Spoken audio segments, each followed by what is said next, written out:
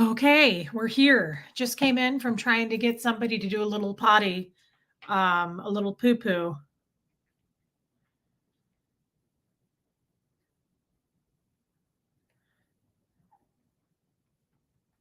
Sorry, guys. I didn't see that text before I went live. And we didn't do it. And I also see that it looks like I swallowed a hand grenade. That's the problem, you see, with this beach waiver thing. You never know what you're going to wake up to the day after you beach wave. Now, it could be a bit of a trend. This could be a bit of a trend that I'm starting. Maybe I wanted it to look like this.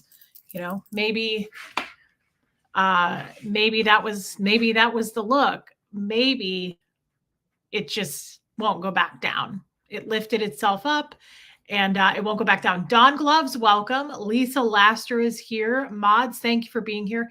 Huzzah. I love that you're here. Liz Tricks, just as I am. V. McWilliams. Hey, Ken. Brian Lucas made it. Ursina's here. I thought of the earlier live people. Michelle Brewer. That's a good friend of mine. On my lunch break, catching a few minutes of a live. Welcome, and I hope your lunch is delicious, poo-poo head. Talua, Life's a Journey, Tammy, Rona Cooley, Shards of Words, Jamie Palmer, Ivy's Mama. Hey, Tony's Hooter. It's been a while. Millie the Dandelion, I love you. Kestrel's here. Sophia, Lisa Vining, Audrey, Stacy Toms. I love that Joel Sachs made it. Ev Barney, Evil Blue Eye, Jeannie Wright, Allie B, Gemini Girl, Helena. I know. I meant to tell you guys. Hi, Yarn Prepper. Lori Helker. Huxley just got here. Hey. It's okay. It's your brother. But you're doing the Lord's work. Itchy Thetans. I forgot to tell you guys that. Anne made it. Armine made it. Thank you. It's very 80s. Yeah. Hi, son. Jeannie Hansen, Arwa, Zelda, Erica. I love that you're here. Teresa's here again. I love that. Wonder Llama, Drive-In Fan, Melissa, Lumen made it. Heather, Kansas. Atkins, thank you, Atkins in Texas. Amy Degg made it. Danielle Chamberlain. Margie Barr, thank you. It's tie-dye. His collar is tie-dye, and I thought it was really cool. Sorry, Debbie. Katie did. Susan Weimer's here. Hey, Island Life. Thank you, Jeannie Wright. Alicia, I'm glad that you're here, even if it was just to pop in. I'm happy to see you, Alicia. Eileen S. Debbie with an I. Alana got here. Zoe, Squirrel Girl, Trisha Briggs. Thank you, Trisha Briggs. Hey, Hope Between the Dreams. Allie Harvey is here from England. It's okay, Bo. It's just your brother. Carol Barnhart, Sarah Bowman. What's going on with you guys? Do I need to turn this light? Is that too much? See, if it's that way, I guess I should put it more on me. Who cares? Muffet Lou, Fatty Boom Batty. I love this ring too. Hey, Mousy, speaking of, but his eyeball fell off. See that? Now it's weird because if I turn it certain ways, you still kind of see the shadow of an eye. I don't really care. I like this ring and it's vintage. Yorkie Mom, welcome. Mr. Brownstone, welcome. Yeah, so I know it's kind of a bummer. Hi, Rhonda McNeil. What are we doing today? What are our thoughts today? I've been going live almost every day, which is kind of new for me. I used to, if you remember, I started that way and then I kind of backed off as I moved. I know, Mousy, it's a shame. I backed off. Well, thank you, Helena. I backed off a little bit, Karma Chameleon, welcome, to doing them more sporadically. And I only go live. Hey, Kathy G. Brittany, I'm glad to see you. I only go live if I feel it. Does that make sense? Sierra Terry, I'm glad you're here. I only go live if I feel like there's something I want to say. If you don't see me hop on, it's because I didn't feel like I was worth your time that day. Honestly, that's the truth. Thank you, Rhonda McNeil. Lori Lee, I'm glad to see you. That's the truth these days. Beth Knows Photos, welcome. I love seeing you guys, but I don't want to Lionheart. I don't want to hop on here and feel like we didn't accomplish something, if that makes sense. Now, don't get me wrong. I love hopping on just to chit chat with you guys, which is Shelly. I'm happy to see you. I love Shelly, which is what I like doing anyway, but I also like having a point, if that makes sense. It is cool. Snake, you couldn't be more this mouse. I swear to God, I hate it so much. And I say it every time. And for some reason, I expect it to change when I say it. It doesn't. It's weird. Better together. Can't say love your back more often. And me too during the days. Well, thank you, babe. And I'm happy to see you today. And your name's different today. And I know we have different names. And now I'm recognizing you more and more. I love you, girl. Thank you for being here. Thank you for your super chat. Carla Childers, I'm glad you're here. Thank you for saying that, Kestrel. I saw Trinity London launch lipsticks. I don't really care, to be honest. I like my lipsticks and we don't need any more lips. None of us need any more lipsticks. We know this. We have a problem. We addressed it. We know it. I don't want to try. I have true and tried staples that I love by Trinity London, and I'm just going to stick with those.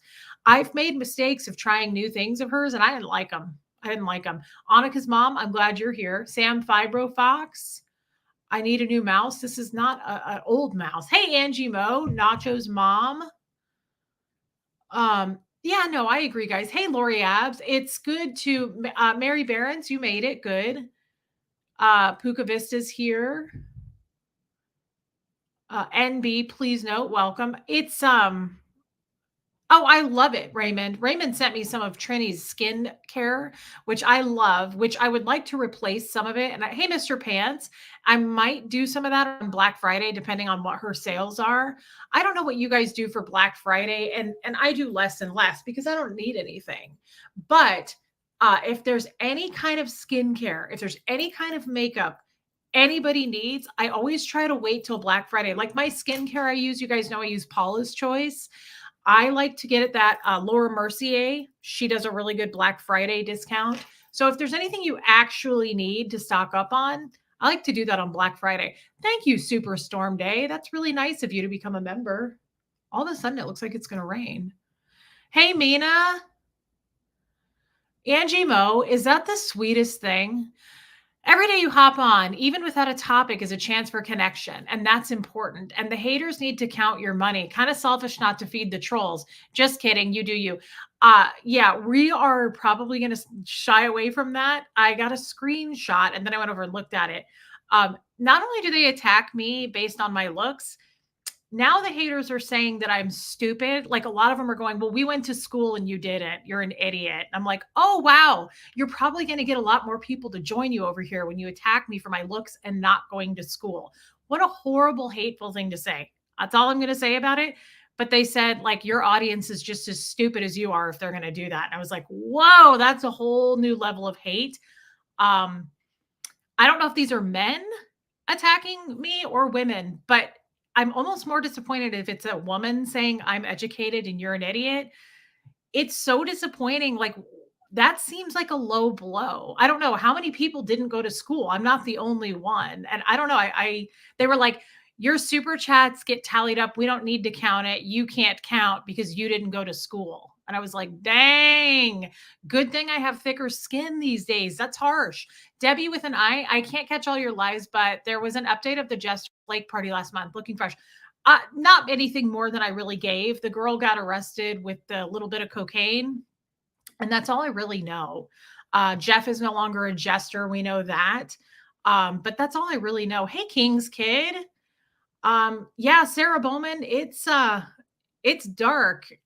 Recognize it for what it is. It's an attempt to hurt, of course. And so if they can't, I don't know. I don't even know what to think of that, but it's something I want to talk about today. Not that, but something I talked about in therapy. And it really applies to that. And I want to get into it, but to attack somebody because of their looks that they're born with, to attack somebody because they didn't get an opportunity in schooling and you did, and you're calling that person stupid because they're uneducated is like, if there's a hell, you're going. Like that's a terrible thing to do. That's a really mean thing to do. You realize like, I'm a human being, right? Like that's somebody's kid, that's somebody's sister. How would you like it if your child were attacked because they didn't go to school? Like, you're stupid. We know how to count and you don't. And they were like, keep counting up your super chats, idiot. And I was like, I will. Thank you so much. Look, speaking of super chats, I have 2 college degrees, not so stupid tax. Shelly Kelly, here's the thing. I love you, Sophia. Thank you. Here's the thing about that is like, nobody's stupid. Nobody here is stupid. And that is just like, we're not getting the outcome we want. So we're going to go even harder and we're going to call you ugly for your looks. And we're going to make fun of that and your background. And hey, have at it. Like, keep going because you're accurate, at least this time. Like, I don't have an education. That is correct. There's nothing I can do to combat that. That's the truth. I don't think I'm stupid because I don't have an education. But if that's how you go through life believing that about your fellow human beings, ooh, I mean, I wouldn't want to know you. I promise you I'm a smarty pants and I totally gravitate to smart ladies like you. Thank you for saying that. I love you better together. That is a really nice thing to say. Hi, Linda McMillan. So that is ridiculous. I have 2 degrees and was smart in school, and I find so much to love and think about here. You are not dumb. Alana, I know you are whip smart, girl. Whether I knew that about your degrees or not, you are super smart. And thank you for saying that. Pam Bomber, welcome. I'm glad you made it. Yeah, it does not equal stupid at all. Punky? Camille. We're not feeling good today, this one. And I'm a little concerned about it, but not concerned enough yet to take her to a vet. She woke up with really growly tummy, and she's not wanting to eat a treat. She's not wanting to do any of that. Hey, Rogue Hedgie. And she took a little bit of a runny poop, and I think she felt better, but her tummy has been like gurgling. Well, we know we're really sad about, we're really sad about it. We know this. We're feeling extra needy, feeling a little bit extra needy. Summer D says, that's such a nice thing to say. Reese, you're smarter than a great number of college graduates. Well-spoken, compassionate, with common sense. Summer D, welcome. I don't recognize your name. Oh, and that's a really nice thing to say. I appreciate that. I honestly don't accept. It doesn't really matter. And I know when I bring this up, people are like, oh, we're getting to her. Keep going. Actually, no, I'm turning the lens on you. And what a horrible, horrible person you are inside and out, I'm sure, to say something like that. Now, I'm not saying all those people are horrible on different platforms, but to call someone stupid because of their educational background is beyond. And I just feel like that reflects, so I don't accept it. That reflects so much more on you than anything. She won't do it, Audrey. I try to feed her pumpkin. She won't eat anything. Gail Ward, I am so happy to hear that. And thank you for being here, my friend. I'm glad you made it. This is why I like doing the earlier lives. Nico, welcome. I know, Zelda. We're not going to give them the reaction they're looking for. I'm more just trying to point out, hey, Angela Keys, just how people just they don't stop. They don't stop. It's not going to stop. Katie Fulton, I love that you're here. I'm so happy to see you. I'm always impressed at how smart you really are. Thank you, Renee Rainbow. I don't, thank you, Kestrel. I wondered. Hey, Little Bubble, I don't really respond to when somebody says something based on someone's looks or like how stupid they are. I really take that for what it's worth, which is nothing. Like if somebody were to come to me and go, have you seen what she looks like? Like, oh, I'm automatically going to throw that out the window. Because if you're that shallow of a person that's how you base people, how you judge them, it kind of shows who you are to begin with. Itchy Thetan says, yeah, Joel Sachs, absolutely. I feel that, Reese. I'm a professional that did not finish my degree. I feel like I have to defend that even though my colleagues don't. Well, here's the thing. Smarts means nothing to me. Like college degrees, that's not downplaying any of you. But coming from where I came from in Scientology, you guys all know how we feel about college and things like that. I don't know anybody that went to college in Scientology. That's not true. Doug, the dentist, he went to college, but it's not a priority. It's not a priority. So that's kind of a good thing as far as that goes, because I don't like if someone were to come up to me and go, I have a degree in this, I would go, that's cool. And if someone came up to me and said, I didn't finish high school, I'd go, that's cool. I don't feel one way or the other about it. Like, I'm not going to judge anything based on that. I never had to. I don't know anything about it. Therefore, when I meet people, I just meet them and I take them and I process how I feel about them based on other things like their character. So, as disappointing as that is, where's my glass? Oh, it's right here. As disappointing as that is, it's like I don't really respond to that anyway. So go ahead and throw out like how ugly I am. Go ahead and throw out how stupid I am. Those are lame. Like you're going to have to do something better than that. Charlotte, welcome. Carrie L, I'm glad you made it. Ladybug Melissa. Thank you, Rhonda McNeil. So that kind of pertains to what I wanted to talk about anyway. And that is, I was talking to Wyatt. Wyatt is my therapist. I was talking to Wyatt about something. And it was another thing that was quite simple to me. It was very simple to me. But it was another one of those wow, like situations for me. And it could be, I want to get your guys' opinion on this because I don't know if this is normal, everybody does this, or if this is wow, Pam, I love that. Thank you, Pam. I want to know if this is because of my Scientology background or if everybody does this or if some of you do this and not everybody does it, but you know what I mean?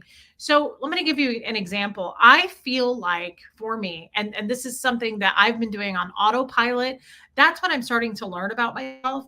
There are so many things that I'm doing on autopilot that, hey, Joanne Ventrilla, that I never realized I was doing them. That's what autopilot is, right? So, for instance, I always, evil blue eye, I always get this idea. I always have responded, hey, happy thoughts to people. Like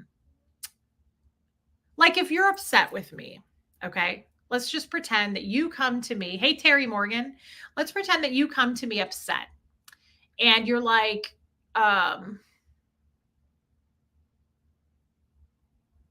that's true, Kestrel. The example I gave him was I've been dealing with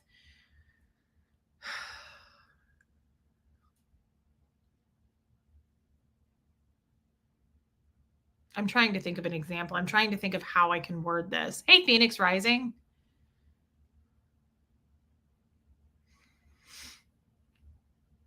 Somebody who's maybe going through something. Of course, we all are, right? But I mean, what I mean by that is you come to me and you're upset about something that doesn't have anything to do with me, right? You're upset about something because, Mary Hiker, welcome. Whatever it is, it's on your side of your fence, but you bring it to me and you're trying to get me to be upset about it. And we've all done this. We've all experienced this. I always fall for it, especially if I know you. It's different if I don't. Like the stuff I said I just read, and they're like, wow, she's stupid because she can't count because she didn't go to school. That doesn't do anything for me. I don't even know you. You're a total stranger. You don't know me. It's lame. You're going to have to do better. But if you're like an actual close person in my life, hey, Shannon C., hey, Tony Hoban, if you're an actual close person in my life, and you say something like that, if you say something to try to bring me down to your level of like, because you're upset and you're in the moment, I pretty much mirror that. Like I pretty much am going to hold your hand through that. And here's a better way of putting it. You bring me a problem. You're trying to make your problem my problem. That's what you're doing. And a lot of us do it. And I will make it my problem. That's what I'm trying to say. That was such a better way of putting it. So you bring me something that's a problem for you, but it's not for me. And you're trying to make it a problem for me. Like you're trying to get me to see why it's a problem. And like, I'm so upset about this. Why aren't you upset about this? I am. That's what people try to do, right? And not everybody does it, but I'm guilty of projection. I'm guilty, Shelley, of going into it with you. So the point is, I was talking to Wyatt about that. And it's really fascinating. Well, I mean, you have to think about it. It can be easy to make it your problem. Why? Because you don't, depending on how important that person is in your life, you feel for them. You know, you want to, I know, Raymond, but people do. Hey, LaDonna, you want to be of some kind of help, right? You want to offer a solution, right? It can be, Audrey. So what I was realizing is, Wyatt said to me, like, if the person says, like, why, I don't understand, like, why? Let's say they're even talking about you. They're like, why do you do that? I don't know why you do that. Give me an answer. Like, I wish I knew why you did that because it bothers me. And like, hey, CJ, but it doesn't bother me. And I guess what I'm trying to say is people try to bring you down to whatever band. Hey, Sandy, I was going to say tone level because that's a Scientology thing, but like the tone level band, the band of wherever they are. And they're not necessarily bad people for doing that, right? But like people will try to bring you down to a level of where they're at, right? They want you to meet them where they're at. And you don't have to, I guess is what I'm trying to say. Blow drill. Yes, Dylan, you're absolutely right. In Scientology, they call it going into agreement with the other person. So you went into agreement with them. It's so weird, Dylan, isn't it? Like all the little things that how we talk in Scientology. Like I think the non-Scientologists could figure that out if I were to say that. Like I went into agreement with them. You also, Dylan, if you agree with me here, you could say like I went into their valence. Like I kind of flipped into their valence. Yeah. So it's like that. You go into agreement with them. But what Wyatt so simply explained to me today is it has to do with boundaries.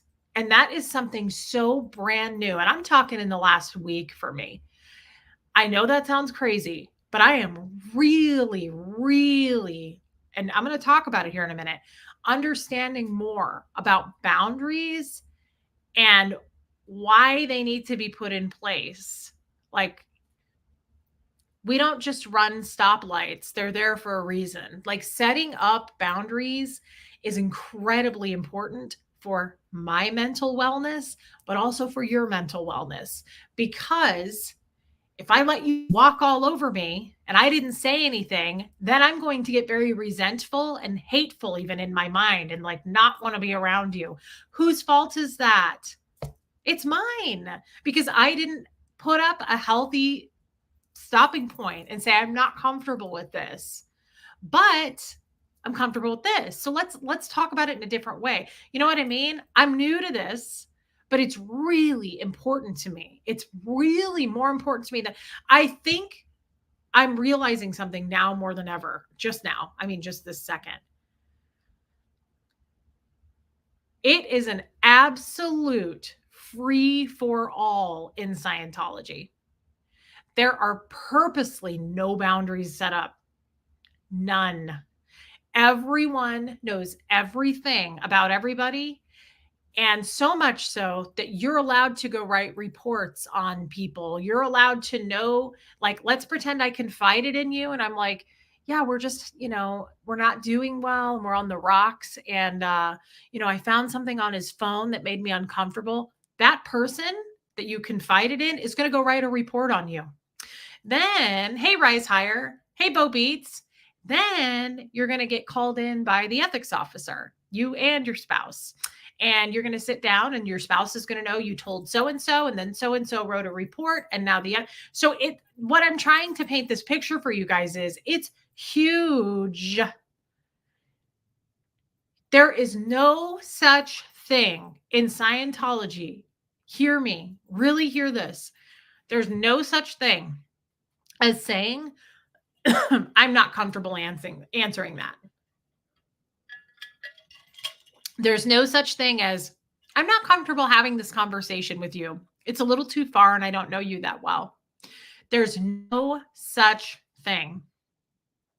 One of the side effects of the trauma we went through is being codependent, throwing healthy boundaries aside. Dylan, man, I wish you had time to do a live stream sometime, not right now, but sometime, because I don't know you that well, but I really appreciate your insight, and you just take me back in a good way. Like, you remind me of things that really kind of almost inspire me to do better. Thank you, Dylan. You're absolutely right. I think codependency is a huge, hey, TKK, is a huge part of, probably, like he said, one of the side effects. Jenny Stout, welcome. And I really, really want you guys to understand that, because I'm learning to understand that. It's huge. It's crazy how much communication is pounded. Hey, Jan, it's okay. You just got here. Communication is pounded down our throats in Scientology. Communication is the universal solvent. You need to communicate. You always need to communicate, but we can't. Because if I were to actually say, whoa, whoa, whoa, you're going past a point where I'm comfortable with, or whoa, I don't want to talk about this topic with you, that's not allowed. So it's really unfair. Panko, I'm glad you made it. It's really unfair to say, communicate, communicate. It's the universal solvent, communicate, but not about that. And you better tell us everything we want to know. And that's everything. So, hey, Sean Shamwowski. So, do you guys understand what I'm saying? Like, for whatever stupid ass reason, I'm just now realizing that. Even though I've been out of Scientology for a year and a half now, things are coming undone for me now more than ever, which probably actually isn't a stupid ass reason. It makes sense. Hey, Jam Jam. It actually makes sense to me that I took a year and a half to go through therapy, to process. But in so many ways, I feel like I'm just now starting to learn who I am. I feel like I'm just now starting to learn what I want, what I don't want, what I'm okay with, because I've never spoken up about it. Just be the best version of you and walk through life intentionally. When that fails, give yourself grace, pivot, and never look back. Well, that's great advice too, Dylan. And I appreciate that so much. Do the things that you relearn from us just flabbergast you? I think I would be in my closest, wow, my mind blows up. Closet? Do you mean I would be in my closest? No, Shelly, it doesn't flabbergast me. It inspires me. It inspires me. But yeah, Panko, hey, Nancy's Corner. Hi, Dina. It really takes time. And I'm realizing that I can't rush it. I thought I could. I thought that I was really making progress over this last year and a half. And I have. But there are some, hi, Roberta, there are some serious things that I'm like, kind of overlooked the boundary thing. I never realized, oh my God, am I late? Am I late? No, you're not late. Got to get my September grifter odd amount tax in. Thank you, Natalie. Thank you for doing that. I appreciate it, babe. You're funny. Thank you, Superstorm Day. So I knew what you meant, Shell. Me too. Mina says setting boundaries is so hard. I think it's a people-pleasing thing for me. You're right, Nancy's Corner, but I want to get there. Hey, Skipper. Carolyn Lee says, I'm 76 and going through a similar awakening, loving it and your channel. Carolyn Lee, thank you for telling us that. And I think that's really great. And you can't put an age on it. You can't put a time on it. It just is it. And as long as we start to learn it and realize it, that's really all that matters. And I appreciate you sharing that. You're welcome, Rise Higher. It is important. It's been hugely important for me. This seems like a big breakthrough just to acknowledge it. Panko, thank you for saying that. And it is.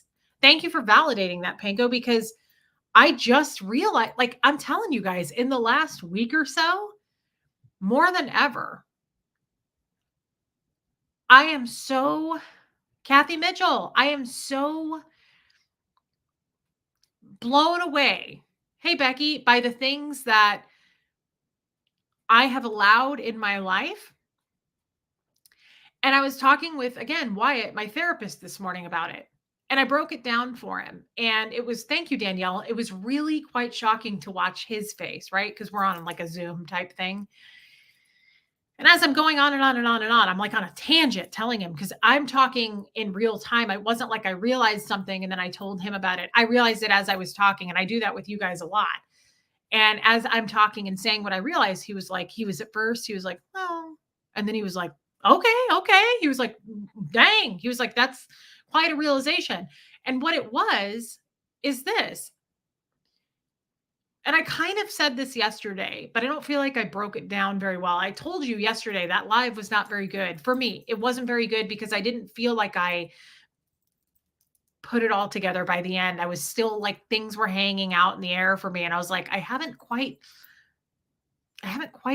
brought, meshed it together for me to understand what I was trying to say. And sometimes that happens and that's okay.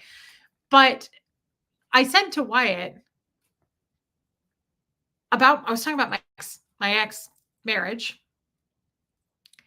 And I was talking about all the red flags in the very beginning that I noticed. And I never said anything. And looking at it now, of course I didn't say anything.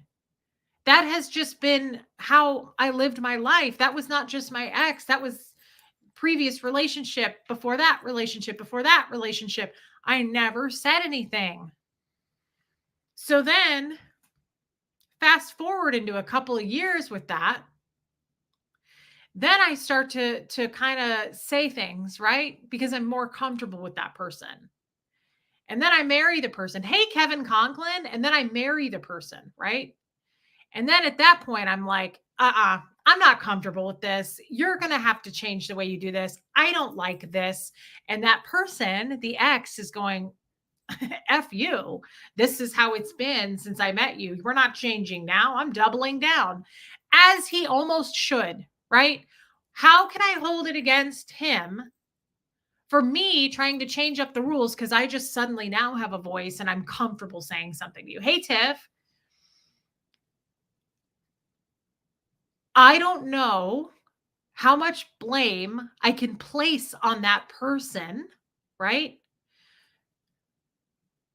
Because I never set my standards up. I never said, this is not good for me.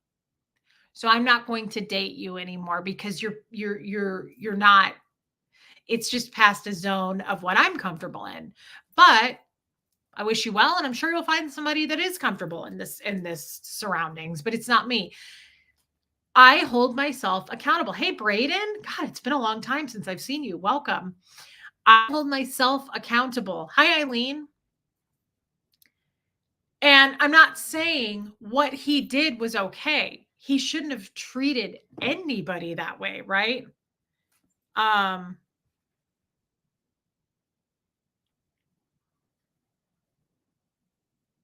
Sorry, guys. He never should have treated man or woman that way. That I'm not saying his behavior was okay. But like we talked about yesterday, his behavior was a language that I was not accepting. But I was silent about it. Why was I silent about it? Because it was normal for me to accept bad behavior, I guess, in Scientology, because Scientology is a cesspool of bad behavior. And that is where this all comes from. That is what has made my life completely unravel. Now, that's on me, but it's kind of like we talked about recently. That wasn't on me at the age of 7. And that's where it all started, around the age of actually 4, because that's when I started doing my first studying and auditing and TRs training in Scientology, is the age of 4. And those were the cards that I was dealt, and it wasn't fair. And it's not right to do that to a 4-year-old kid. And it's not like I can stand up and go, hey, this isn't right. We're going to do things different. This isn't how you treat 4-year-olds. Do better as a parent. Well, you can't.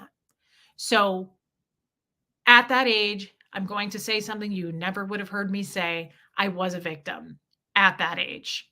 I'm not a victim now.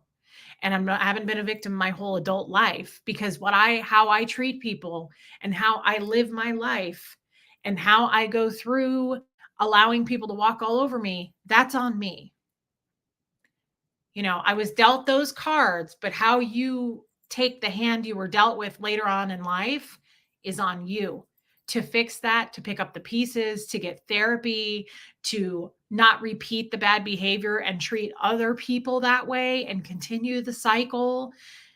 But I will say this, what I just said really resonates with me. Scientology is a horrible place for for setting an example of how to treat people. There is yeah, Bo Beats, it still did for me. There is trying to think. The best healing advice I received was, we deserve what we allow ourselves to tolerate. And yes, Matt happened to say it. It changed my whole. That's exactly where I'm going with this.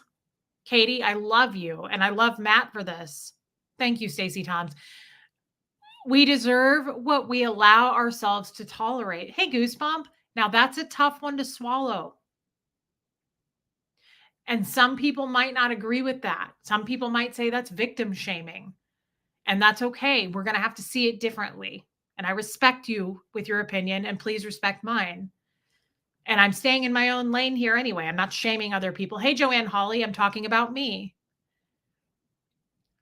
But Raymond, it's just the word victim is not allowed in Scientology, and it's very frowned upon. A victim. Hey, Blakey, in Scientology, a victim is just a very shamed thing. Like, you don't ever want to be a victim. You want to stay away from that word. That's all.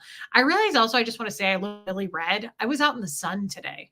Why am I yelling? Am I yelling? I always yell when people come in. It's weird. It's like they actually come through a room and I'm like, hey, Kathy Mitchell's here, everybody. It's weird. And I can't seem to adjust myself.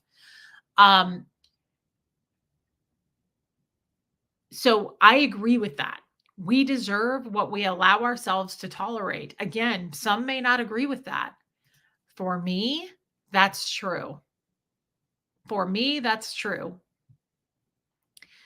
I have a hard time placing blame on Jeff these days. That marriage for me, looking at it now, I look at it an entirely different way. And I feel emotional about it. Not for him, but for me, that I did not stick up for myself, that I did not learn this until now. However, I'm not going to make myself feel bad about it. I'm going to say it like this. It was a learning experience. It was a big, big learning experience for me. And that is going to be my takeaway. That is what I will take away from it, because I'm only 40, thank God. And I hope that I have a lot of life left. I hope we all do. And I want to take that experience and hold it close and learn all that I can from it. So if you never say, I'd rather you didn't hit me upside the head with a 2x4, but he does repeatedly, that's on you. Well, of course, because what's what I'm saying, Jenny. If you're saying, I'd rather you didn't, you're setting up a boundary. I didn't do that until way later. That's what I'm saying. That doesn't excuse his behavior, because, and by the way, thank you for your super chat. That doesn't excuse his behavior. Even way later down the road, when I said, this is not acceptable behavior. I love you, Keela. He, being a good person, if he were a good person, guys, would have said, okay, well, let's sit down and talk about that. I don't ever want to hurt you. You're my wife. Do we need to get some counseling? Like, I don't want to ever hurt you. I want to follow what's comfortable for you. In a perfect world, or somebody who didn't have a dark heart. Yeah. So Jenny, I agree with you. The fact that he kept going, in fact, doubled down, makes him a bad person in many ways. But I'm not focusing on him. I'm trying to tell you what I learned for me. And for me, I set the stage all wrong to begin with. Now, I eventually got a voice and I eventually said, this isn't going to work for me anymore. And he said, well, you can go after yourself because this works for me just fine. Never okay. Never okay. And I talked about that before I got divorced. If you remember, I said, many of you said, why can't you just get marriage counseling? Because you guys didn't know the true issues either. That's not on any of you. But a lot of you said, can't you just get, well, thank you, Itchy Thetans. Can't you just get marriage counseling? And if you remember, my answer was, I can't say everything now, but I can't, because boundaries have been intentionally crossed. If you remember, I said, I have said no to things. Hey, Silver Psychic, and this person just bulldozed over the no. So I'm not going to sit down in a room with a marriage counselor and try to work things out with someone who's being ugly for sport, who's being mean intentionally. Absolutely not. Will that ever work? Counseling would have never worked on that, because I would say, don't do that. And he would go, oh, you don't like that? I'm going to triple down. It's like the people over on those other platforms. Like, ooh, we're getting to her, guys. Ooh, let's really get ready for the showdown. When people see a weakness, they're like, oh yeah, I'm going to stomp all over it now. Those are just terrible people. They're always going to exist. We have to make room for it, sadly, because they're here. But for me, going forward, I'm trying to really reflect on, yeah, he took advantage of me. And my guess is, I don't know, he will continue to take advantage of women, especially. He does not respect women. He never has. I know this because I know the ex-wife that he was married to for 36 years. And I know the god-awful stories, and history just repeated itself. He did the same thing to that one that he did to me. So my guess is this person is just a bad egg, right? And this person is now either married or she's moving in, from what I've heard from a family member. And I think that's sad. And I was actually thinking today when I woke up, and I got a little teary-eyed about it, because I thought, what I heard recently is she's moving in with him. This is absolutely horrible. It's just a side note. But she's moving in with him, but she has 3 senior dogs with problems that she wants to get rid of before she moves in, which I was like, okay, maybe you're not that good of a person. I don't like that. Let's not go there. I don't like that. I don't like it. So back to the story. When I got up this morning, I was thinking, you know what? I really hope it works out for them. And when I say that, what I mean is, I hope he doesn't treat her the way he treated me and his ex-wife. I hope this person, as their, hey Hunter, as they're later in life, teacher nurse, welcome. I hope this person, now that they're much later in their life, can somehow reflect and go, I'm not going to make the mistakes I made before with my previous wives. I know he will, Robin Miners. I'm just trying to build it in my mind so that I don't have to worry about that woman, because I do worry about her. Brittany, I understand this view. I take accountability for the bad things I let happen, but I also think I deserve it. I also think I deserve everything bad that happens to me. I'm working on changing that last part. Yeah, that last part we got to work on, babe. Because that's a very, Brittany, I understand. That's a very Scientology way of thinking, that you deserve everything that not Scientology believes that, but we also believe that you pull in everything bad that happens to you. So we got to work on that because that's not true. Absolutely. And I know your heart, Brittany, you're amazing.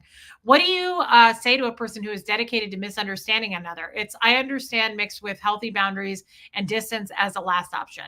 Yes. Blojo, I agree with that too. Absolutely. And Joanne, you're right. You can't change the spots on a leopard. Mar Lugo, she's giving up her senior dogs for him. Yeah. Yeah. And I really don't like that. Really don't. It makes me, I can't go there right now, actually. It just makes me very upset. Absolutely. Panko is 100% right here. She probably wouldn't listen to you if he's already poisoned her. And he has. He's the snake and he's bit. And the poison's there and the cycle's probably going to start. Honestly, though, kind of like I talked about earlier here, I'm not going to make other people's problems my problem. And I, for whatever reason, am so guilty of doing that. And I didn't know I was doing it. It was an autopilot situation. And I believe wholeheartedly I'm on to something here. I haven't fully sorted it out. It's going to take me some time to work through why I did that. But I truly believe, no, Raymond, never. I truly believe, as a matter of fact, the first night I was going to sleep with him, I took Gert with me to his rental home and I brought my overnight bag. This was the first night, right? And she jumped up onto his bed and he said, "Oh, I don't allow dogs in my bed. I don't sleep with dogs." I grabbed my overnight bag, zipped it up, and I said, "Okay, all right, well, no problem. I'm going to go back home though, because I do sleep with dogs and I will not kick my dog out of this bed." And he was like, "Well, wait. Yeah. So no, I don't get rid of dogs for a man. Sorry." Okay, hold on. Back to what I was saying. It's going to take me some time to process through this. I know, Kimba, me too. It's going to take me some time to process through this, but I truly believe the reason I make your problem my problem, the reason I take people's problems when they bring me a problem and I attach it to me and I make it my problem and I try to find a solution and I get all anxiety ridden about it. Thank you, Rogue Hedgie.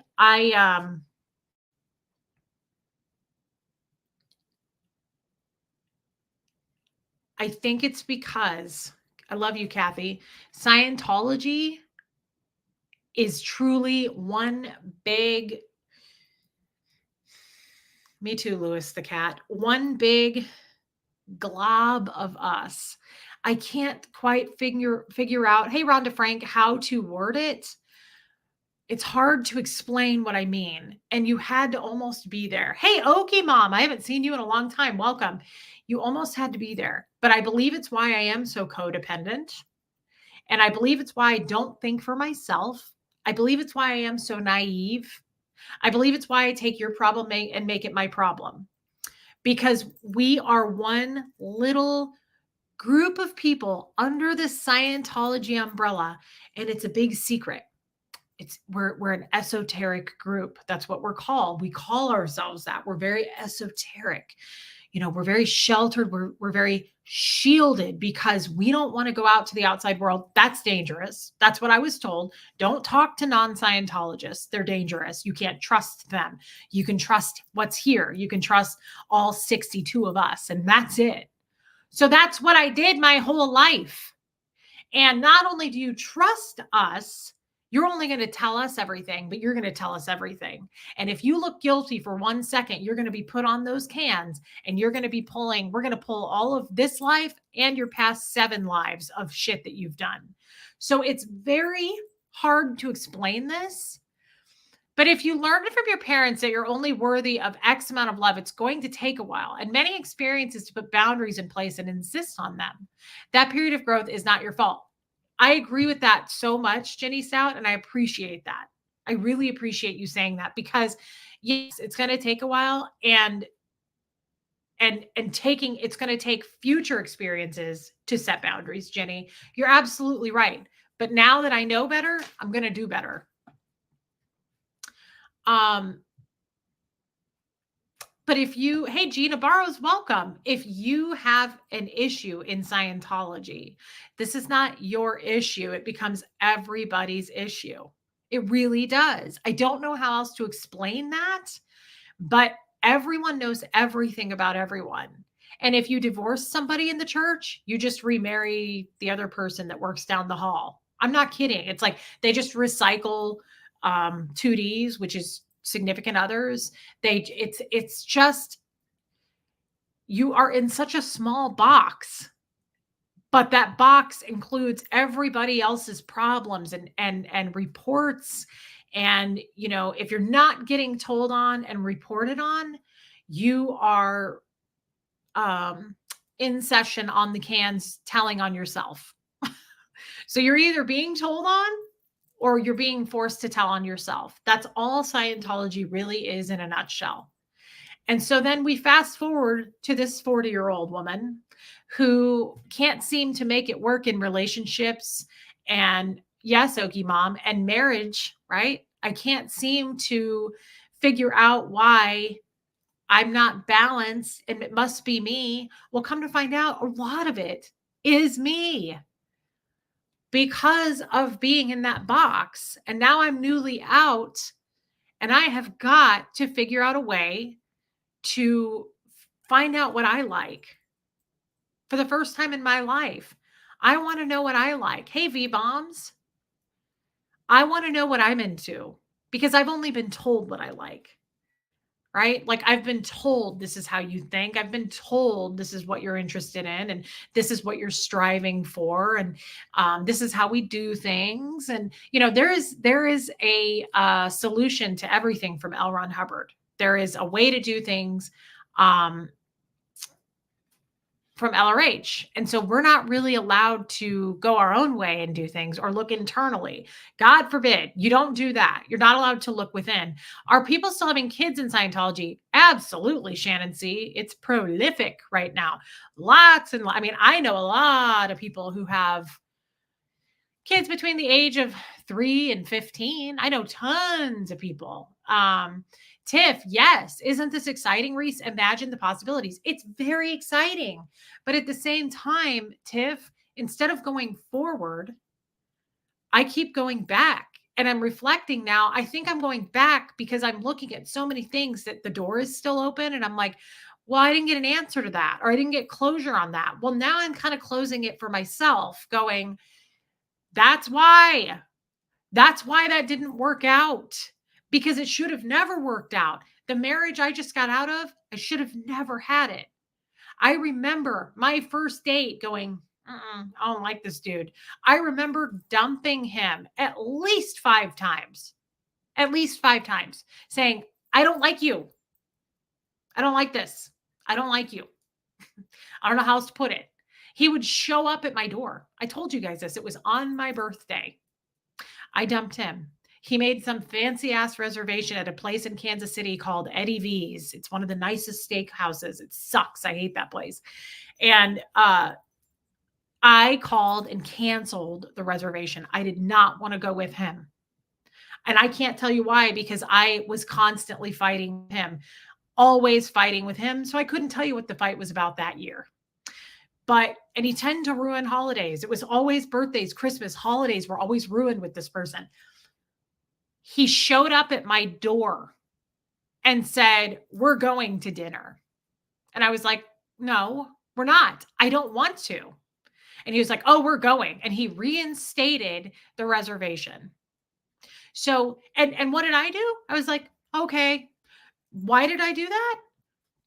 Because for a minute I had a voice. For a minute, I felt strength.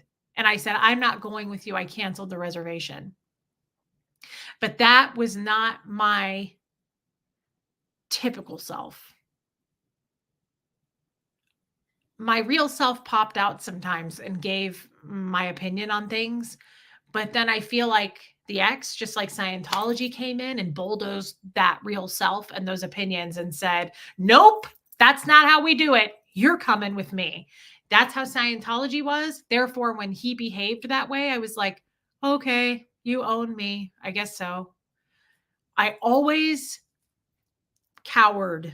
The louder he would get, the more intimidating he would make himself. And he knew it. He knew that's what worked. If you get real loud and intimidating with me, or you growl or you yell, I cower and I go, okay, okay, okay. And I submit. And Jenny Stout, no, I'm not to blame there. This isn't about blame here for me. This is about learning why I behaved that way. But never again. Never again. As a matter of fact, if anybody, and I mean anybody close to me, ever tries to use a threatening behavior or get big and loud or, be intimidating like that to make me change my mind or force me into something, I will cut you the fuck out of my life so fast. You will be gone. You will be absolutely gone, because now that I've seen the truth and now that I know I have the control over these things, this is why I've been saying, just in the last week or so, I never want to get married again. And that makes me very sad in a lot of ways. Now, I think it's a good thing. I want to work on me, and I think that's a good thing. But it shouldn't ruin the idea of marriage for me. I love marriage. I loved being married. I've always said that. But that ruined it enough for me to where I'm like, I will never be legally in a contract with another man. Nobody. I want to be able to get up, pack my shit, and leave if I want to leave. Not that you can't do that being married, but it sure makes things harder. And going forward, I just feel like if I'm going to get into a serious relationship with you, you're going to have to understand that I'm choosing to be here. I'm choosing to lay down and go to bed with you at night. I'm choosing to get up and spend the day with you, but I am not taking it any further than that. I just think at some point in our future, it may even become a bit of an outdated concept, because I do support marriage. I think it's a good thing. And if you can make it work, great. But it can sure be a trap and a really bad thing. And I have been there. And I never want to do that again. I never want to be tied to a man that's going to treat me bad and I'm just stuck. I will tell you, that was the worst. I've said this 100 times. I would take Scientology any day over that situation that I was in. Being told daily that I'm an idiot, that I'm uneducated, that nobody's ever going to love me in this world because I'm so fucking weird because I came from Scientology and I'm such a bad mother. Like, yeah, that's why I think it's funny. Those other platforms, you guys are just repeating. This isn't anything new. It doesn't get to me because somebody already discovered that territory. And I also, hey, April Goodson, I also just feel like I can't trust, because all of that really, really went downhill 1 month after we got married. T60, Denise, welcome. 1 month after we got married is when things got physical for the first time.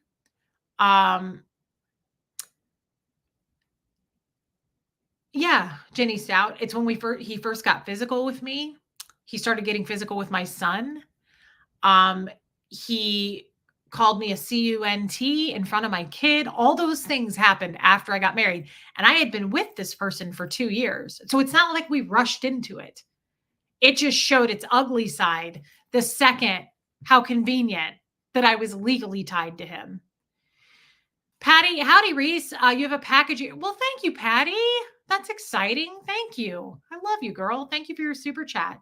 Yeah, Nancy's Corner.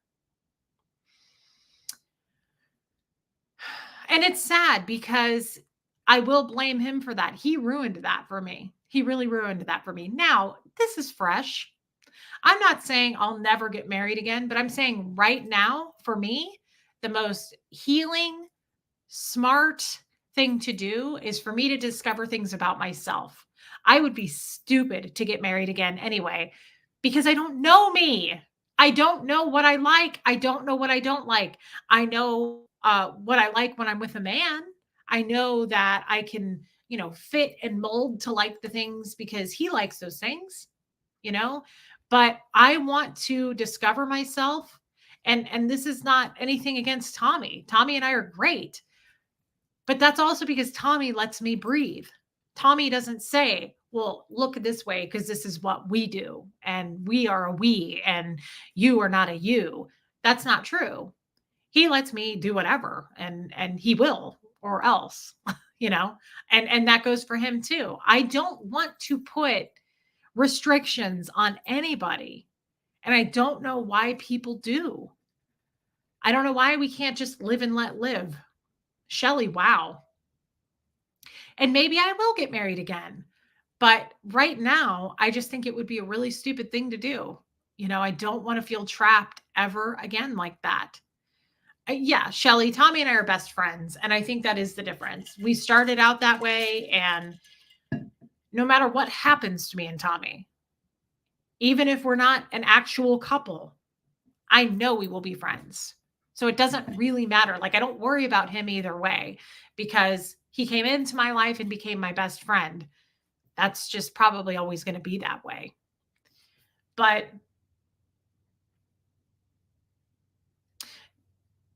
the thing that I want to touch on, like I was saying, I'm so used to making your problem my problem. And I want to get better at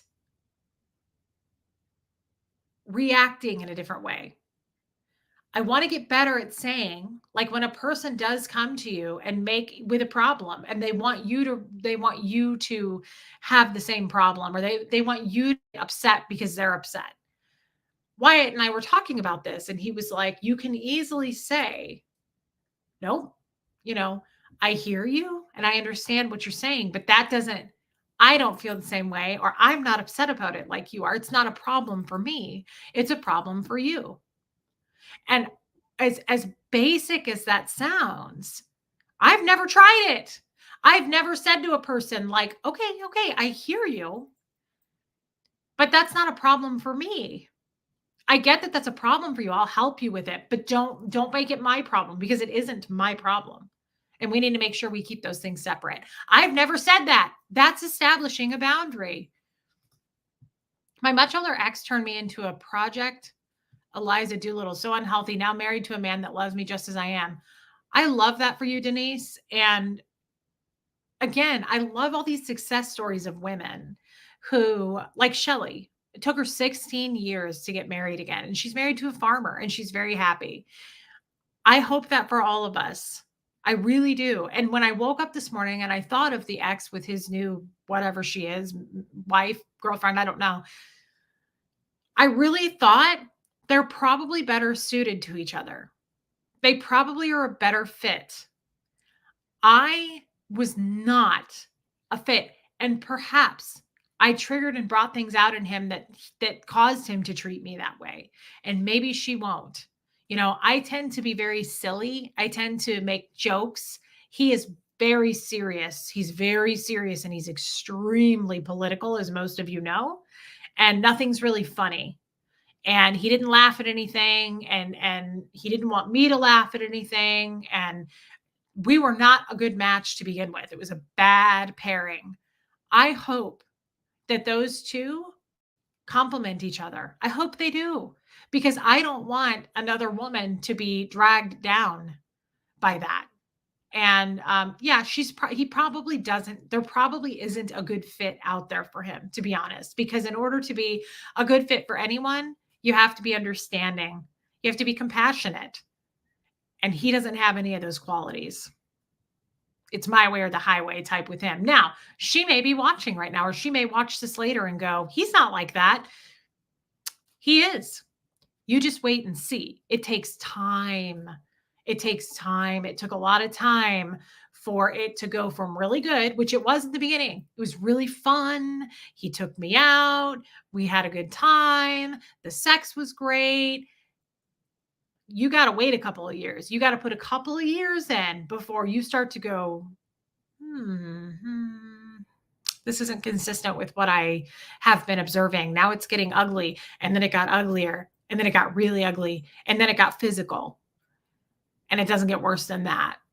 So yeah, the mask will come off. And I mean, that's something that people don't understand is in the beginning, everybody loves him, not just whoever he's dating. When I would introduce him to people, they'd go, wow, he's great. I really like him. He's charismatic as hell. He's smart as far as putting on that face. He's putting on that front. He's very good at it. He's charming. So, if she is watching, just know that I know that right now you're in the good phase. It's going to be fun. He's going to be very charming. But unfortunately, that will change. And I hope that when it does, that you're in a position where you're not stuck, where you can just get up and leave, or you have your own home still, or something like that. I should have never sold my house. I should have never sold my house. The dogs are a big red flag. I was very upset when I heard about that she has 3 senior dogs and they all have problems, some sort of health problems. And she has to get rid of them because I don't know if he doesn't want them in the house, or I was told she doesn't want to bring them with her. It's a burden and she doesn't want to bring them with her. So she's trying to figure out getting rid of these dogs. And I was like, okay, that tells me a lot about you. I love you too, Susie CJ. I am moved by the wisdom and insight you've gained since the start of your channel. You've always been a beautiful person. It's incredible to see who you are today. Wow. Susie, that's a nice thing to say. And I need to be reminded that I have gained some growth since the beginning. So thank you for saying that. And I love you, gal. Thank you for your super chat. Yeah, I'd give my dog a kidney. Like, we all know this. Most of you would. That's absolutely ridiculous to get rid of 3 dogs because, yeah, I can't go there.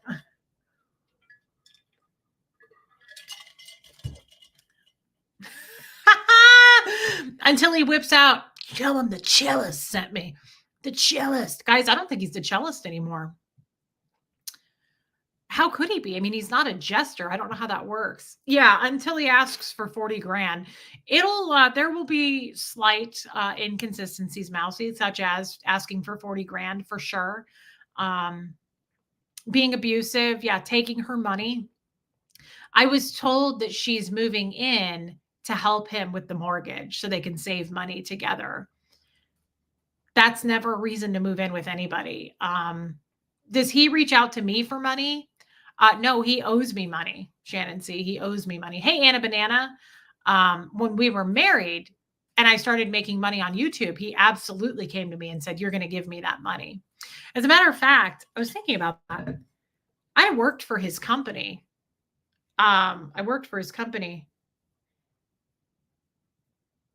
I never got a paycheck. Not once. No, that's not true. I got 2 paychecks in the first, every 2 weeks you got paid. I got 2 paychecks. By the 3rd pay period, I said, I didn't get paid. And he goes, oh, I know, I took it. And I said, what? And he goes, I needed it. So I rerouted it to my bank account. And I said, is that legal? Like, we don't have a joint bank account. And wouldn't you have had to sign some direct deposit slip saying like that you're going to move it from my bank account to this bank account? Who knows? I don't know if the law was broken there, but I will tell you that went on for over a year and he took every paycheck I ever had. I never saw a paycheck again. Not once, not one time. And then once I started making money on YouTube, he said, I'm going to need you to Venmo me that money. And I did. I Venmoed him quite a bit of it. And then I stopped and I said, you're not taking any more. You can't have any more. You can't take any more. Like, this is my only source of income right now because you're taking all the money. Goosebump, that was not that long ago. He just fired me in July. I never once, I saw 2 paychecks and they were gone. And, I don't think that's legal. And I also think that kind of goes on his office manager because that person was aware of it too. She just flipped the money over to his account. And I was like, as a matter of fact, I recorded that. I turned on my Apple Watch one day and I thought, I wonder if this is legal. So I flipped on my Apple Watch and he came into the kitchen and I said, I haven't seen a paycheck. Wasn't I supposed to get paid Friday? And he said, oh, I transferred it to my account. I needed it. And I said, how did you do that? And he was like, I just transferred it. And I said, is that legal? And he was like, yeah, it's legal. And I said, wouldn't I have to sign something though? Like for my direct deposit? Like, cause we don't have a shared bank account. And he was like, no, we're fine. And I was like, but I'm an employee and you're the owner of the company. That's not a married couple. That's me as an employee and you as the owner. You just took my paycheck. Like you didn't even ask me. Yeah. Guess what? He took the next 500 too.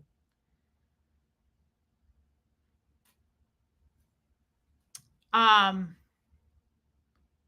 never saw money again from him. And he said, he goes, I needed the money. He was like, you don't pay any rent here. I needed the money. And I was like, yeah, but I don't think that's how that works. Yeah, I don't think it's legal, but he said it was legal. Um, was I taxed on those paychecks? I think so. That's the bad thing too, is I have to pay taxes on that money this year when I have to pay taxes. And he took all of it. And I told him that before I left the house. I said, so I'm going to have to pay taxes on all that money that you kept. And he was like, so?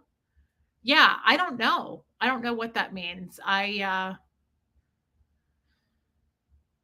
would think that's probably not a good thing. It's probably not a good thing, but I'm sure there's things that are not right tax wise anyway, because I was thinking about all those gesture trips as networking trips. That's not right either. That's not right either. So to be having your company pay for those as networking trips, if that's the case, that's not right either. So I don't know. And actually just forgot about it until now. I forgot all about it because I was getting paid from his company, but I never saw the money except the first month that I worked there. And that was a year and a half ago that I started working there. So, for over a year, he took my paychecks every 2 weeks. So I like that I'm such a grifter. and his side of the fence, people say I'm a grifter, but dude, you took my money and then you tried to take my YouTube money. So it's funny to me that he's like, putting that out there. Do I have W-2s? I do, from when we filed taxes last year, and I'll get a new W-2 this year from his company because I worked this year too. I know I thought about it, Ed Barney. This will probably come back to bite me. I'm sure I'm liable for it too. How could he fire you if you didn't get paid? Because I was getting health insurance, Marlugo. So the whole setup was so that I could get health insurance. So he fired me ending June 30th or 31st. And that's why I had to get health insurance starting July 1st, if you recall.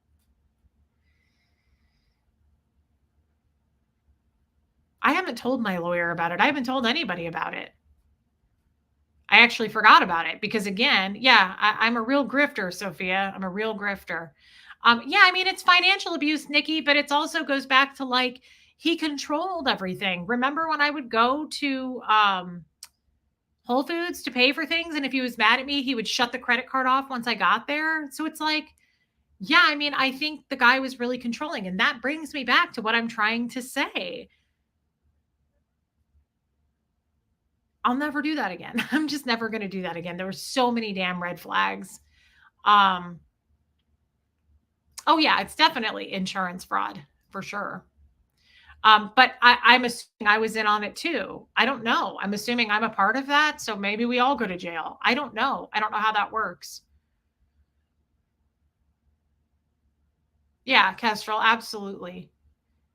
Yeah, he fired me. I didn't even think about unemployment, Squirrel Girl. You're right. He did fire me, though. He did fire me. And the thing that is interesting to me on that is his assistant that he's had. Remember the one I was telling you about that was like really nasty with me and ugly? Hey, Rowan, she was in on that. She knew all about it. She knew all about that. She knew all about the jester stuff. I mean, she knew about it. So I would think she's held accountable just as much on that too. But I don't know. I don't know.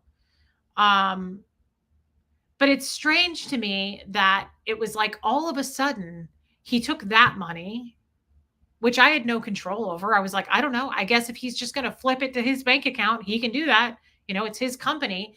But then he also wanted my YouTube money. And that's when I was like, no, because that was going into my bank account.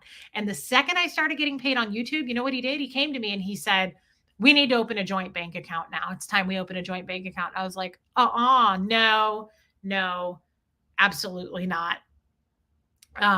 So then he came to me and he was like, I can't pay the bills. He was like, I'm going to need your YouTube money. So I Venmoed him the money. And then 2 weeks later, he was like, I'm going to need that YouTube money. And I was like, no, not giving you any more. And then right before I left, guys, no one knows this, but he came to me and he said, he needed like some ungodly amount of money. It was over $10,000. And he was like, I need it to make payroll or payroll's not going to get made.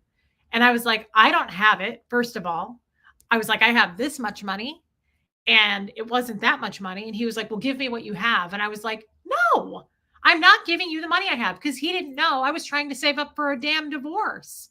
So then he goes, I hope you know this.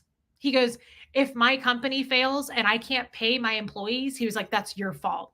He was like, so if I don't have the money, he was like, and my employees have to find new jobs, he was like, I hope you sleep at night knowing that my company failed because of you. And I was like, I got to get out of here. I got to get out of here. Like, this is the most bullshit, like mind. That's why I'm saying Scientology. I'll take Scientology any day. I would take it any day.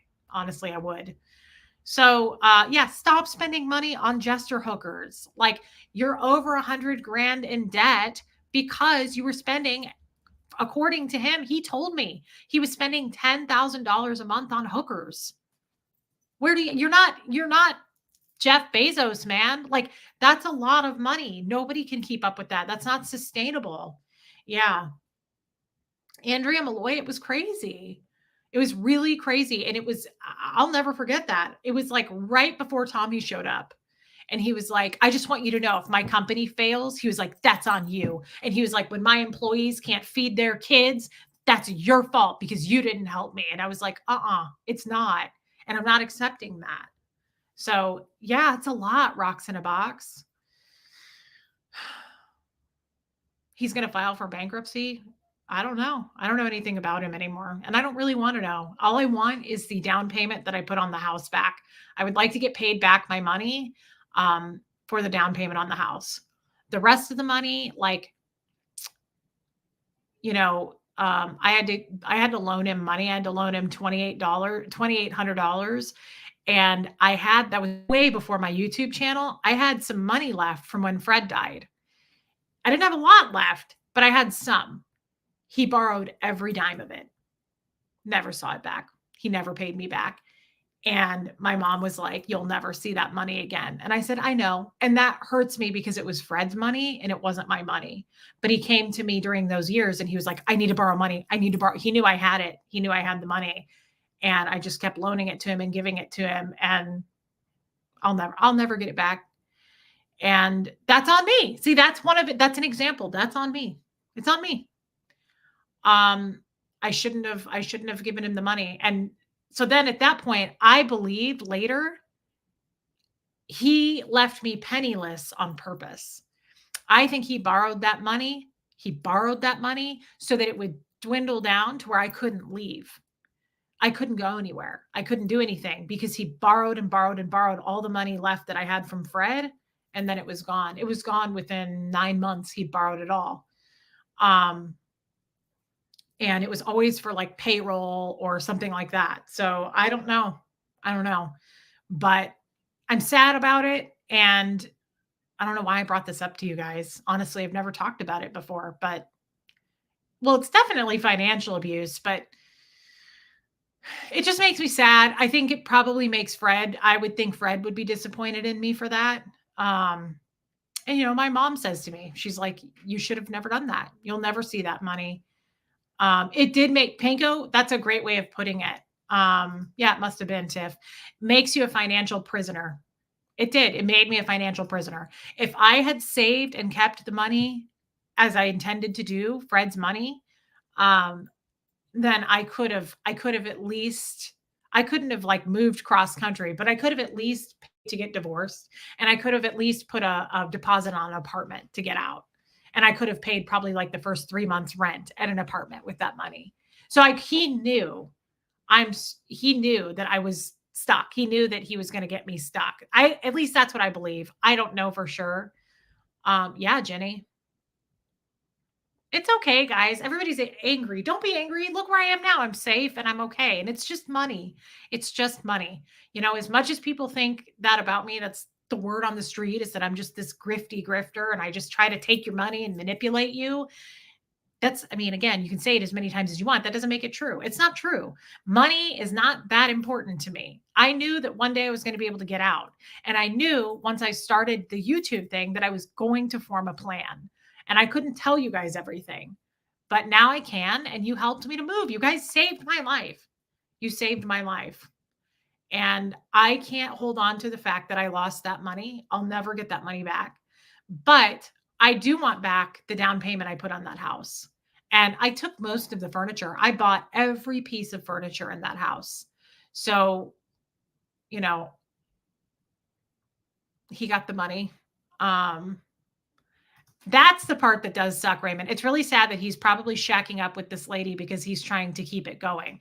I absolutely believe, and I was told by his family, he's having her move in. He's telling her, I love you and I'm in love with you and all that. That's what I was told.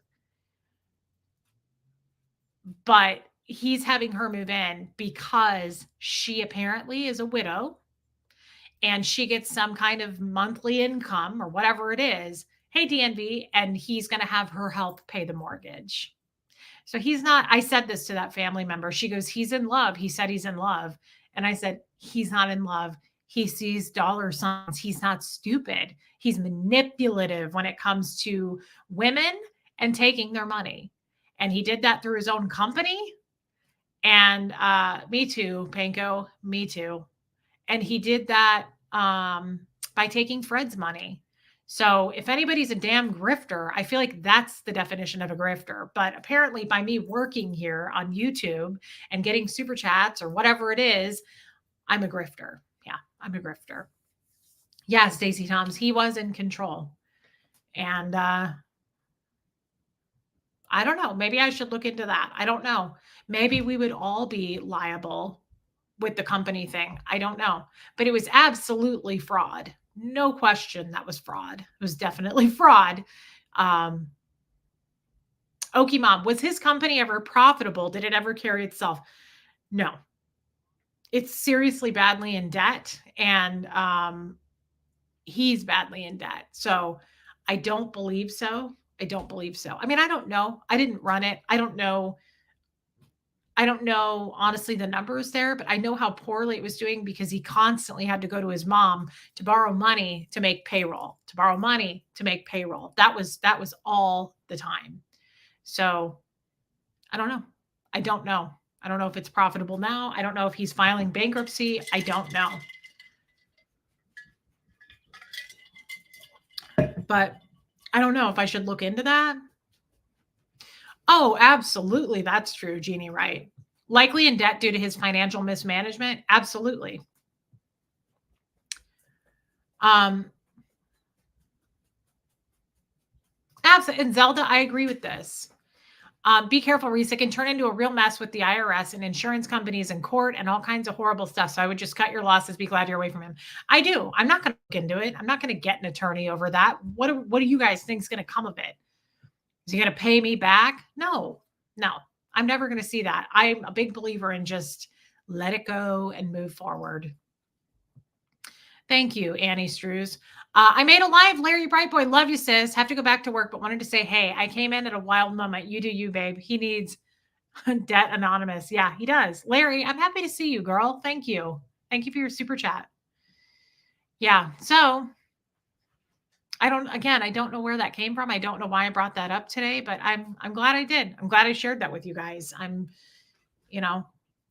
sad. I'm sad at the decisions that I made.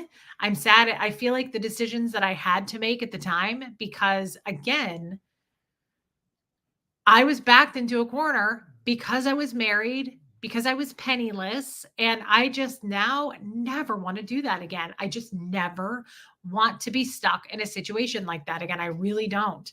There's no way you would be held liable. You were in an abuse situation and this was done without your permission. Well, that's true. I didn't look at it that way. See, I don't know anything. Remember, I'm an idiot, guys. I'm uneducated. And it's true. I don't know anything about that, Marlugo. So maybe that's true. I definitely was forced into that situation. I guess that's true because I remember saying, like, but I want to get paid. I'd like to get my paycheck. And he was like, well, you're never going to see it again. So you're not getting paid. Sorry. He was like, I need the money more than you do. And I was like, okay. Yeah. So maybe, I don't know. I don't know the answer to that. He stole it from me. I just don't know how because if you don't have a joint bank account, and we did not, and I signed, hey, Gabriel, welcome. I signed, everybody that has a job where you get direct deposit pay every how often you get paid. I signed and filled out my bank account information, right? And I signed something that I would get paid every 2 weeks, drafted to that account. All of a sudden it stopped. And I was like, I didn't get paid. He was like, oh, I switched it to my account. I was like, can you do that? Like, is that legal? Can you just here's what I want to know. Did he forge my name? Did he forge my signature? Like, did he fill out a whole new form and switch it to his bank account and sign my name? Or as the owner and then his squirrely ass assistant, did they just finagle that and go, oh, just put it in this account? We're just going to change it to this account. He probably didn't. Yeah, the records are probably gone. He probably didn't fill out a piece of paper because he didn't have to. He just told his assistant what to do. And she was like, okay, because I do everything you tell me. Yeah, I don't know that he even filled out a new form. We'll never know because, like Panko just said, the records are probably gone. And yeah, I definitely thought it was illegal. Hey, Amanda, I definitely thought that's probably illegal. His assistant definitely helped him. She was a part of all of that stuff. Yeah. So anyway, it's disappointing. And I had to live with that for over a year. It was a long time of that. It was very upsetting. And I thought, you are trying to dwindle my account again. Hey, Yadira, to where it's back down to zero and I'm at your mercy. And whenever I make you mad, you cut off my credit card when I go to pay for groceries. Like that was, I think, the whole game plan for him. The whole reason. Do they have a CFO? No, he is the president and CEO of his company. Shelly, I hope to get the down payment back on the house. I don't know if I will. My husband and I have a joint bank account and he can't deposit a check without both of our signatures. He definitely committed fraud. Is that true too? Is it depositing a check, Marlugo, because it's coming directly out of a direct deposit? Because it's not like a check that I'd have to sign. Oh, that's bizarre. Thank you for your super chat. I did, Panko. Thank you.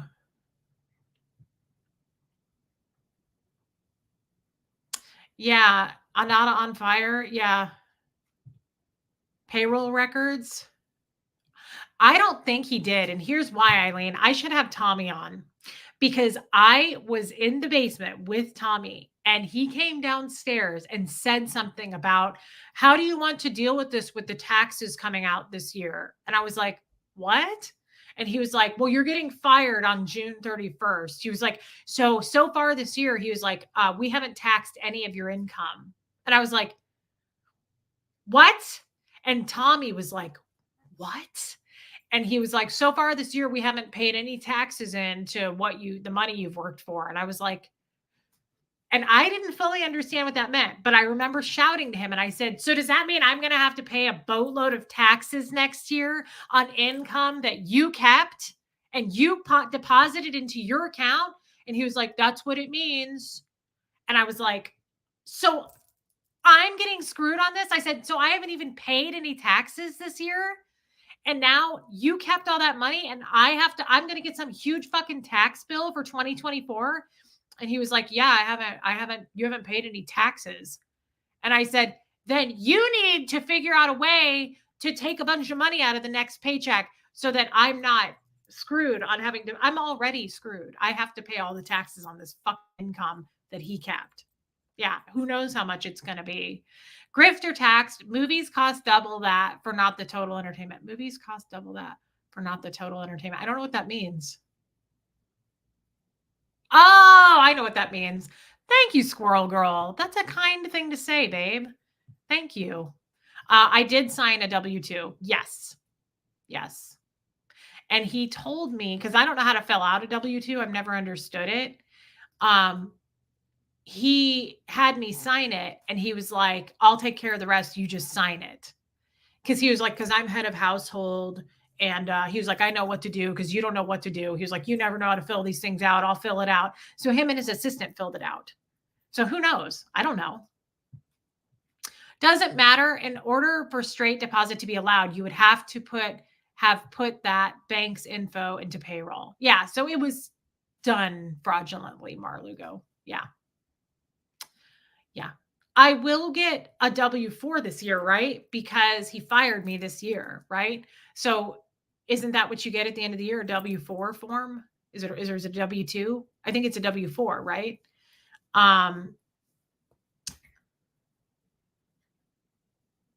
Oh, sorry, babe. Sorry, Helena. I understand this is triggering. I love you and I'll see you next time. I'm sorry. Okay. Well, guys, I don't want to get I don't want to sue. I just want to move on. I don't want to sue. He doesn't have any money to pay me back anyway. I don't. You guys remember when Fred died and I said that his family never saw him, but within 48 hours of him dying, they claimed his life insurance policy. They got his pension. They took all of that. I was his wife. I didn't fight for it. As much as people think I'm all about the money, I'm not. I let it go. I was like, take the money. I don't know. It ended up being like 25 grand. I didn't care. It didn't mean that much to me. I got Fred. That's what I wanted. This is the same situation. I got my freedom. I don't really care. I'm not looking to get paid back money. I just want the money that I got for putting the down payment on the house. He's banking that I won't report him. Well, then he's right. I won't report him. Hey, Ladybird.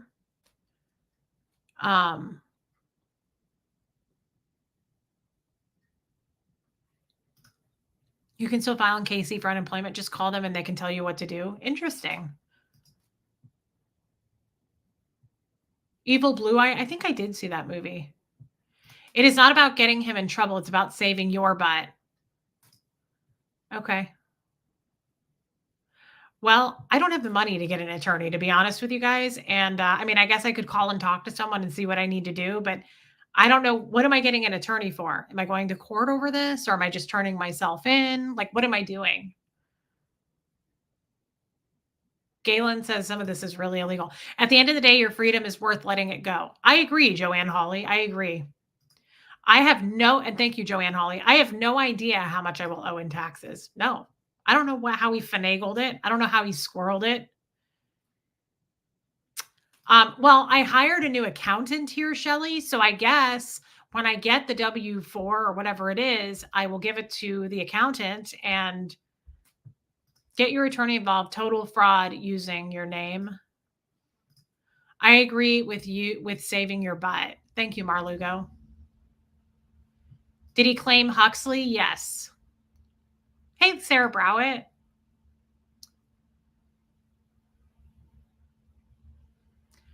I don't know how I would owe tens of thousands of dollars, Kestrel. It was working there for a year and a half.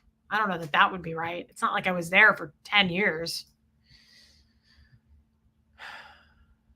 I actually told the accountant this the other day. I hired a new accountant and I told her about it. And she was like, that's normal. She was like, that's, spouses do that. That's not uncommon. Because I forgot about it because she was asking me about my new job money and she was asking me about my YouTube money. And she goes, were there any other jobs this year? And I was like, no. I went, oh, yeah. I said, but I didn't get paid. He kept the money. And I said it was for health insurance, but he kept the money. And she was like, yeah, that's common. She was like, that happens. Spouses do that. It's my mom. Hey, Mom, I'll call you back. I'm wrapping it up. I'm live. That's okay. Bye.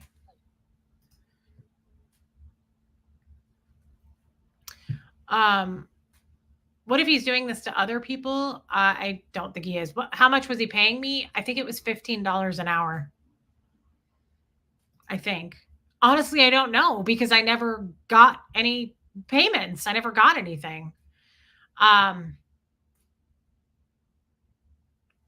if he's fudging your money, how hard would it be to fudge other people's records?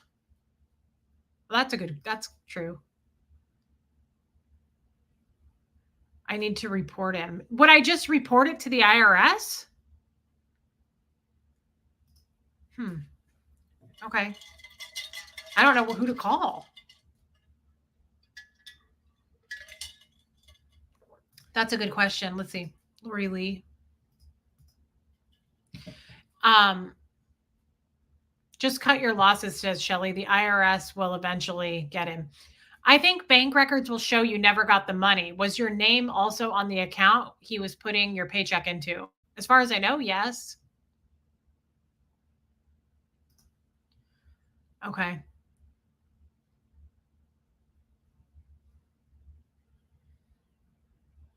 So can I call the IRS about it? I'm going to owe a boatload in taxes. Oh, I'm sure I will. Yeah. Hopefully I can get an extension and make payments to the IRS about that. Zelda, I hear you getting a tax attorney. It's just, guys, I assume it costs a lot to hire an attorney. I don't have it. I don't have the money right now. So if I could just call the IRS, maybe I could do that. Did the IRS send you a letter about owing taxes from the year before? No, I don't think so, unless they sent it to him. Thank you, Marlugo. I agree. Hmm.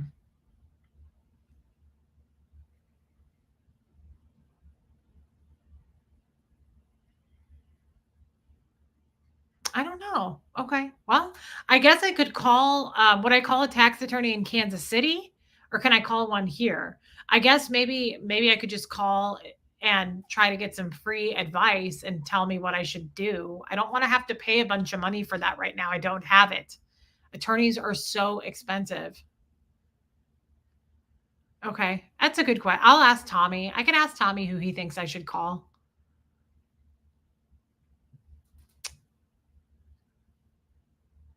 I wonder how much I'm going to owe in taxes. Call one in Tennessee. Okay. What if I had never said anything about this? How would this go down? What would have happened?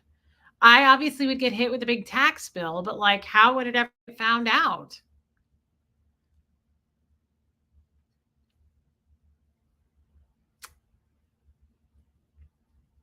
Man, this sucks. I don't want to. It is shady business practices. I just don't want to be involved in it. Can you ask your dad? I guess I could ask my dad, but I don't think he's going to know. I really don't think I feel like he's going to go, that's not my area of expertise. I don't know. The IRS will contact me. Try legal aid. Love you. Amy Edge, love you too. Okay.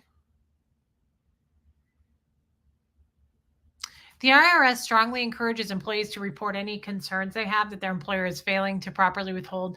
Okay, so maybe I should call the IRS and just report that. I agree, Zelda. It shouldn't be a huge tax bill if it was only for this year. And as I said, you can make tax payments. I don't think it's going to be tens of thousands of dollars. That's for sure. That's nice, Raymond. Okay, DNV, call one in Tennessee. All right, guys. Well, then I'll get off. What time is it? Oh, it's 5:30. Well, no one's open now, but I can call tomorrow. How much was I working hours and how much were you making per hour? I think it was $15 an hour and it was at 32 hours a week. Um, was it only for this year? No, it was also last year. Yeah, it's only going to be for this year though, because he took care of last year. Last year's taxes are done.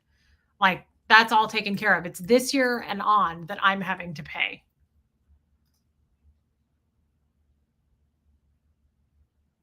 Original Ann, welcome back. I be getting paid at tax time. Oh no, I will owe. I will definitely owe.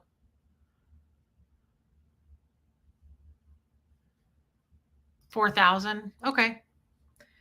Yeah, that seems more correct. I don't think it'll be tens of thousands because it's just this year. Whatever went on last year, and I can tell you guys, he has a huge accounting firm in Kansas City.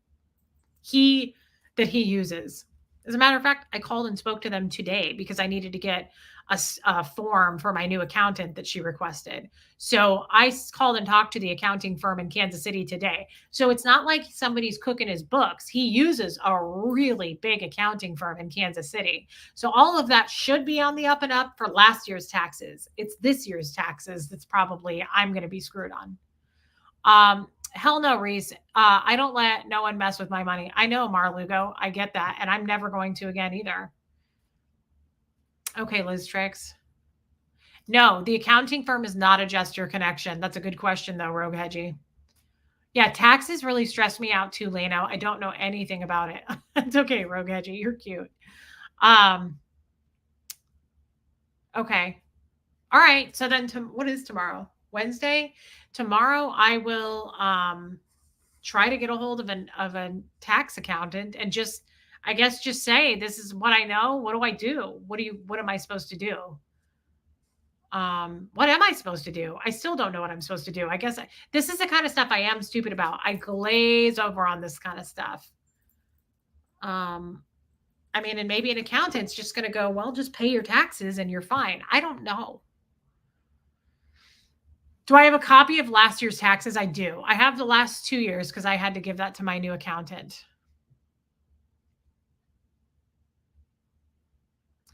Did I get pay stubs? No. Justin Ski? No.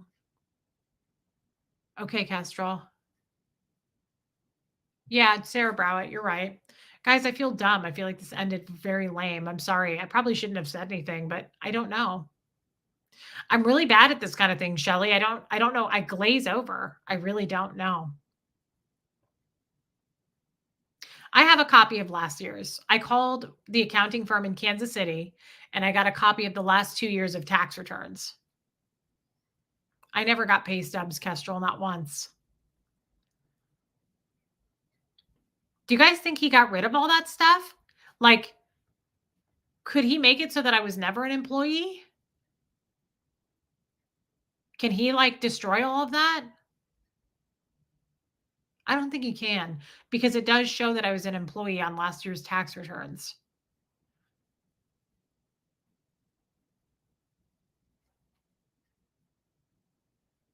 Yeah, Panko. Yeah, I don't think he can, Goosebump. I think you're right. I don't think he can eliminate and make it look like I wasn't an employee. Okay. Well, you know what we should do? We should have a conversation about this with Tommy because he was there for when he came down the stairs and said something about how no taxes at all have been taken out this year on my paychecks. Did I ever sign a power of attorney? Yes. We had a will together and he was my medical and financial power of attorney, Panko. And I went and got the original copies of that before I left Kansas City. He is no longer my power of attorney.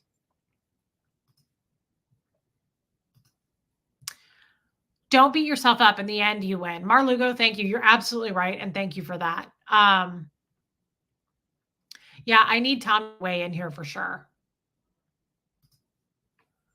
Should we see if he can real quick?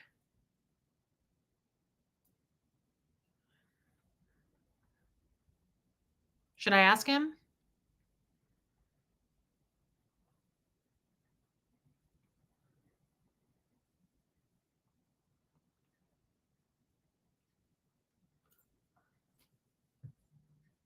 Let's see if he answers me. Hold on, guys, because I'm sending him an invite if he can. By the way, can you guys, I don't know if you can still hear me. I forgot to tell you guys.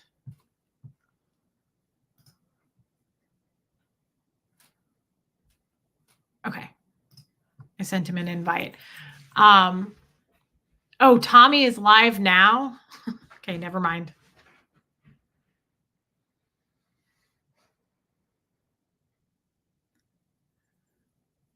Oops. Never mind. Okay, never mind on that. What was I just gonna say? How long has he been live? Does anybody know? Has he been on for a while? Did he just start? What was I gonna say? I don't remember what I was gonna say. Oh, yeah, no, he just started. Okay. I can probably do one with him later. It's just I don't want to talk about this on Colton Crims because no one's going to know what we're talking about. I don't know. I guess we could. All I know is I remember this. That's what I think I was going to say. The reason that I bring it up is when he came down the stairs in Kansas City, he was like, "How do you want to deal with this? Because we're letting you go. We're firing you." And he was like, "You haven't paid in any taxes yet this year on your um paychecks." And I was like, "What? How have I not paid any taxes yet this year? Like, that's just weird." Zelda, I don't. Deborah Ricci, make sure you call the IRS. They can look into it. Okay. Okay. Thank you for your super chat. All right, guys. Well, darn, I wish he wasn't live because I would really have liked to brought him in on this, but that's okay. It just makes sense to do it now versus start a whole other show another time. And then there's, 200 people going, "What are you talking about? I don't know what you're talking about." Is Tommy joining us on the Zoom call this weekend? That depends if you guys want him to. That will be entirely up to you. Some people I realize may not want to be honest with me, but they don't want Tommy on the Zoom call because they're not a member on this channel to be on a Zoom call with Tommy. So I want to respect that. I don't want to make anybody uncomfortable by having him on. He could claim you were contract labor. Okay. I don't know what that means.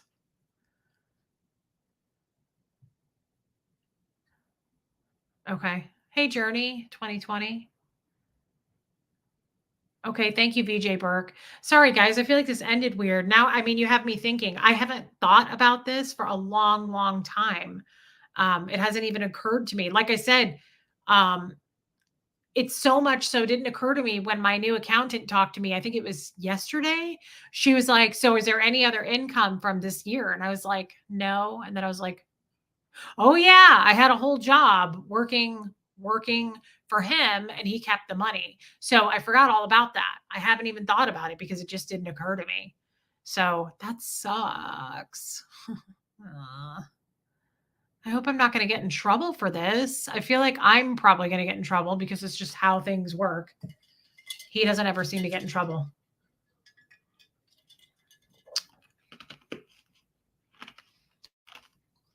Yeah, Rogue Hedgie, he didn't get my signature on anything. Yeah, I did get health care. I got health insurance. Interesting, Alana. Alana says the fact that you have no issues, pay stubs, and no bank records of the money being yours screams fraud. I had no idea because he told me, hey, Karen N, he told me he could take that money anytime as my husband. So he's not just the owner of the company, he's my husband, right? So he was like, I can take that money anytime. We're married. Like, it's not fraud. We're married. Is that true?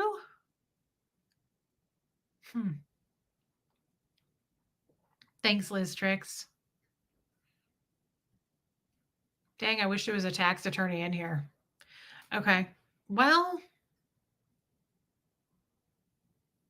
everybody's saying no. Okay. Yeah. He knew he could tell you anything. He was controlling you. He's scamming. Well, that's where I come in saying I'm extremely naive. Like, I believed that because he's the owner of the company and I just assumed that was correct. Okay.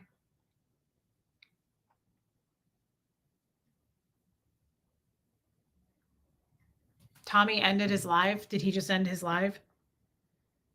Oh, he said send link. I feel bad. I bet he ended his live because of me.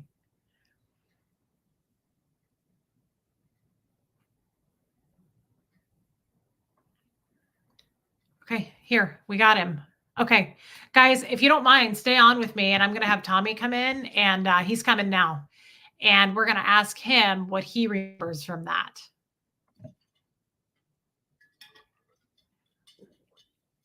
I feel bad though. He never does that short of a live. He did that because I said, "Can you come over onto my channel?" And there he is. Hey. I feel really bad. I didn't know you were live. Oh, it's no big deal. And It was going to be a quick one anyway, honestly. Okay, I'm really sorry, babe. Don't be. Okay. Hey, it's very specific. I need to ask you something. Okay. And the chat is waiting to hear your answer. Okay. So I have been discussing for the last hour about how this all came up because I haven't even told you this because you and I haven't talked on the phone, but I got a new accountant and I'm trying to get all my ducks in a row because I don't know. I told this accountant, I'm like, I've basically been married forever and I've never done this stuff on my own. I don't know what I need to do. And she explained stuff to me and I was like, she goes, does that make sense? And I was like, nope, didn't understand anything you just said. I don't understand it. So I gave her the last 2 years of tax returns. I know where this is going. I know you do. And she said, is there any other income you've had this year besides YouTube and your job now? And I said, no. And then I was like, oh, I forgot. I forgot that I worked for Jeff's company. And Deborah Ricci sounds like, yeah, it does. And I brought up the time when we were in the basement together and he came down the stairs and he said, how do you want to handle this year's paycheck tax? Because remember, he said, I have not taken any taxes out of your paychecks this year. Yep. And he said, and you're going to be fired in July, the end of June. He said, so how do you want to deal with that? And remember, I freaked out and I was like, so I'm going to be hit with a big tax bill because you've been keeping the money. And I said, I'm going to have to pay the taxes. And he was like, that's right. Do you remember that? I do. And then he went on this tirade of the dumbest crap. Do you remember?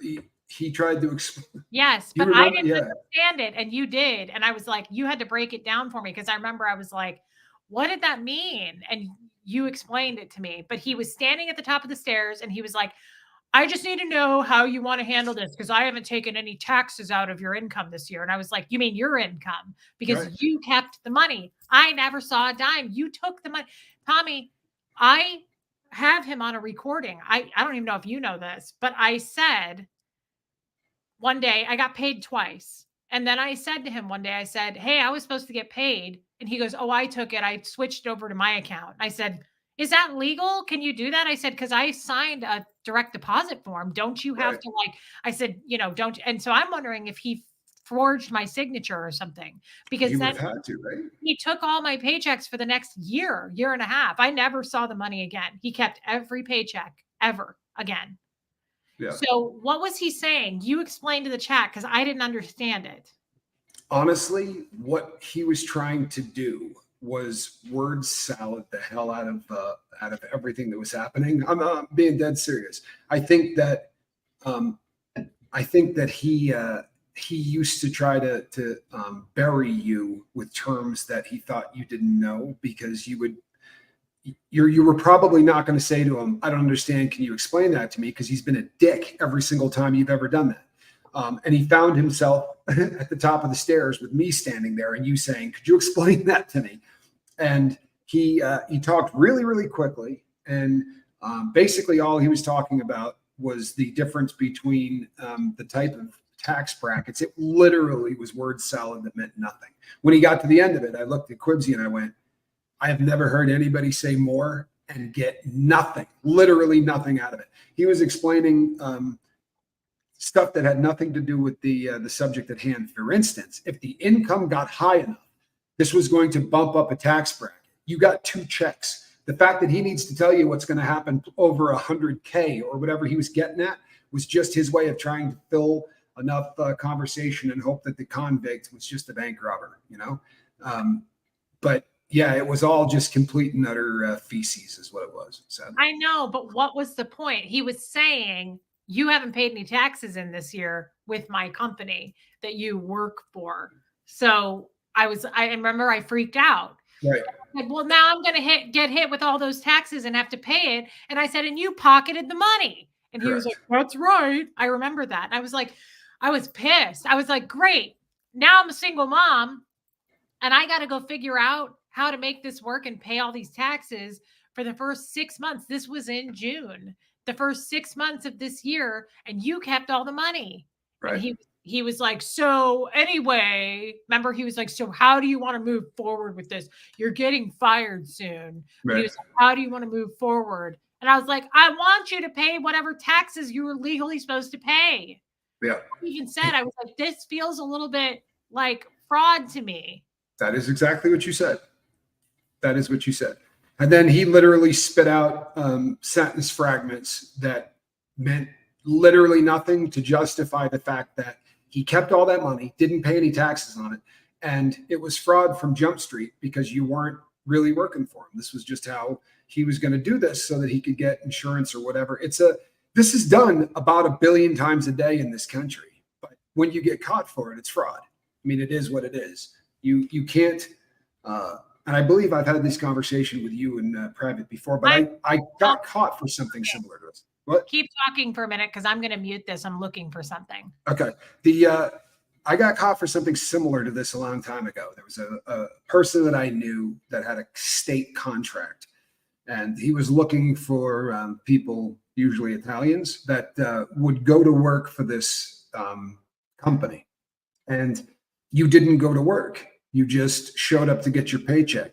And when you got your paycheck, you kept that much of it and you gave the remainder of it to the gentleman that was cutting the checks. Now, slightly different reason. There's a slightly different reason for why those two crimes were taking place. What I was doing was obviously different than what he was doing. But in the eyes of the court, it's the same thing, right? It's textbook fraud is what it is. And it's times like this.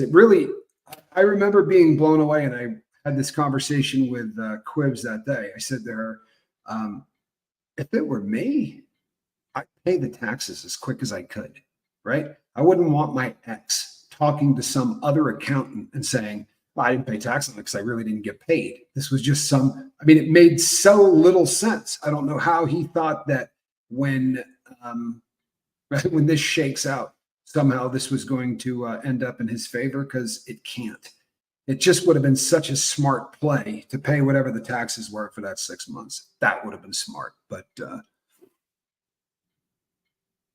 right, Rogue Edgy makes a good point. I mean, I guess theoretically you could have been collecting unemployment if it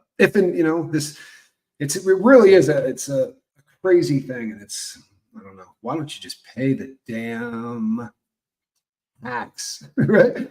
What would it have cost you to just pay the tax? Because there's no way Quibs is going to leave and then go, oh, I'll pay it. I think he assumed that you wouldn't proceed in any way because somehow it might come back on you. But the truth of the matter is, look, the money was going into his account, right? He was spending it. It was his company that was cutting it. It was his, and he was the one receiving it. I just don't understand how you would be complicit in this. But with all due respect, I'm really trying to be a nicer person these days. I'm really struggling to try to be a better person. That said, I don't think the man's burdened by deep thought. You know what I mean? He didn't run this one through his dome. He really didn't. That's a really great question. Grace Ann Giordano says, are you sure he fired you and he's not just continuing to collect your paychecks? Interesting, right? Normally, I would say something like, nobody's that dumb. I found it. There's a shocker. Recordable Reese does it again. Oh, hey, Jeff. Yeah, I didn't get a paycheck yesterday. that's because you told me that I could have it. I had it deposited directly into my CACU account. Did I misunderstand our discussion? I didn't know you were going to take it. I figured I would have to sign something or. Well, I mean, I just deposited it in a different bank account. If you don't want me to do that, say so and I'll change it back. You can do it for this one, but not every single one. Okay. Yelling. It certainly will help me pay some bills. Well, good. This one will help you pay bills, but yeah, I figured you were I had to sign something saying that, but yeah, I don't want you to do that with all of them. Okay. change it back. How'd you do it in the first place? How'd That's you do it really- in the first place? And you never changed it back. I never saw a dime again. Right? Then why not just pay the damn taxes on it? What a half-wit. I'm sorry. It's one of those things that really leaves you going, what were you thinking? You know, what were you thinking? Pay the damn taxes for what it would have cost for 6 months of income tax to stiff your ex with it. With all due respect to Quibsy, it's not like this cat didn't realize that you recorded him once or twice a day. The date of that was December 30th, 2023. Right. That checks out. And I never heard that before, but I remember you relaying the conversation to me. Like we talked about the fact that he did this. Shortly after it happened, we talked about it. Yeah. It's really bad form. It doesn't really make any sense. God, I had you on mute, man. And I was just, Going through a lot of stuff. Okay? yeah, Being appropriate when someone is talking on the phone. we were talking about the word appropriate. Guys, listen to this. This is terrible. Tommy, plug your ears if you can't handle it, but I'm divorced. Who cares? Well, actually, they're very common. Okay? Being appropriate when someone is talking on the phone shouldn't have to be explained. What about to a screaming? Shut the 38-year-old fuck woman. up. What about screaming that? Is that appropriate? Of course it is. That's Because it's the appropriate. only thing that gets your attention. Verbal abuse is appropriate. No, verbal abuse is never Then don't do it. raising my voice to talk over you when Then you won't don't stop do it. talking is appropriate. Jeff, you're never If gonna you get don't respect like for it, talking like then that. That's horrible. I don't miss it. I'd rather be dead. I'd rather be dead. Anybody that's in a situation like that, get out. Just get out. Anyway, Life's too short. life's too short. I just was listening to that particular one because I said, is it okay to say shut the fuck up? And he went, of course it is. Yes. He's a class act. There's no question. Sorry, Rogue Hedgie. Yeah, it jacked my anxiety big time too. But It didn't help mine any. well, guys, you know what? It's a real situation. It is. Some It people are is. still going through it. Thank God I got out of it. But You also warned me. I could have done the smart thing, you know. So I'm not upset at you. yeah, it's okay. It's actually a good reminder. It's a good reminder for all of us. I have learned from this and I'm growing from this. I'm not going to be angry. It actually makes me breathe a little better because I just look at where I'm at now and look at how happy I am. And I'm sad for the new lady. I'm going to be honest, but I can't make that my problem. I can't make that my problem. And I'm glad that I have the recording of the paycheck situation. Tommy, now what should I do? Everybody's saying I need to talk to a tax attorney. I don't know if I'm going to get in trouble for that. I don't see that as a possibility.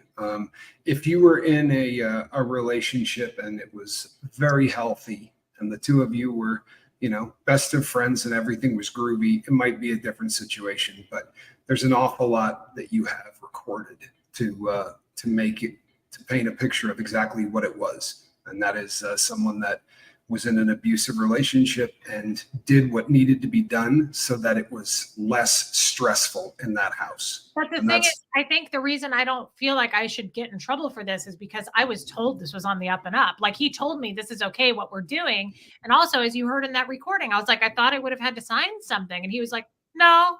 So, I mean, all along, I feel like I was being kind of pushed a way of like, this is okay. And it was so okay that he kept the damn paychecks for over a year. Right. The other thing too is that do you really want to buck that? I mean, anybody in that kind of a relationship, and we've talked about this on shows before, you take the path of least resistance. You're not going to sit and argue with somebody that says, here's how we're doing it. I mean, listen to the voice on the last tape. It's the only one you got to listen to. You never have to listen to another guy. It's just a domineering prick. Right. But what I'm saying is, you didn't profit from it. Right. But I did. I got health insurance. Right. The point is, you guys didn't sit down, hash that out, this plan of how to get over on something where he was handing you fake money checks. He was taking back fake money checks. All it is, it's low rent laundering is all it is. It's just a way to beat the system, and they're used to it. Happens all the friggin' time. But I promise you, the person that's going to be in trouble is going to be the person who's cutting the checks. What they're going to ask you to do is they're going to ask you to say, this is what happened. While you were muted, I was telling people the story of a case where I was getting a paycheck for doing nothing. And I gave back the vast majority of that paycheck, right, to the person. And when that person got busted, he called me and like 9 or 10 of my friends and just said, because we were all in on it. And he just said, I'm done. I'm caught. You guys just tell him what happened. Like he was super stand up about it, but they didn't really care the fact that we were making money. They wanted all of us to just say, this guy paid us, because that was, it's going to come back on him no matter what this looks like. I promise you. I forgot to tell you this. Here was the other thing that I forgot about that I was talking about before you came on. Also, the fact that all those gesture trips were paid for as networking trips, I'm pretty sure him and his assistant finagled that too. So it's not just me. There's like a whole history of it. And I don't know all of this to be factual. Like I didn't do his books, so I don't know for sure. I know what I heard in the background of, conversations with his office assistant, but I'm pretty sure all those gesture trips were also paid for as networking trips. So there seems to be more of a pattern in history here that goes way before me. Absolutely. The corporate veil, so to speak, did not exist in the when it came to your husband's business dealings. And you do know. I mean, you can say that you don't, but we looked at stuff, and we looked at where those credit cards, that were being charged, what the names on those cards were, and things like that. We know for a damn fact. The hookers, we saw credit card payments to the hookers. We did. We absolutely did. Yeah, this is just like Temu laundering. You know what I mean? It's just shitty money laundering. I get mad because, again, hey Aria, the word on the street is I'm such a grifter and like I take all this money, but this is how much money doesn't matter to me. Like I don't want to go get paid back. Like I'm not trying to. I only guess I should report this, Tommy, because I don't want to be in trouble for it.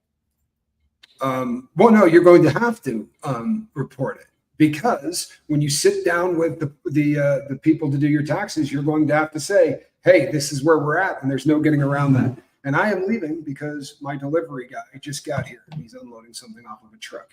But I will talk to you later, Quibsy, and the rest of you. Have a fantastic day. Thanks. Sorry, I got to unload this. Bye-bye. Okay, guys. Well, we've been on for over 2 hours. Yeah, that I forgot about all of this. Isn't that crazy? That is wild to me. Aren't we glad that I recorded that?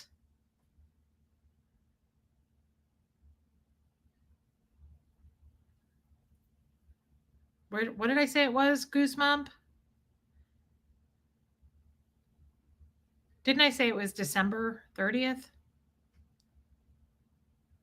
When did I say it was?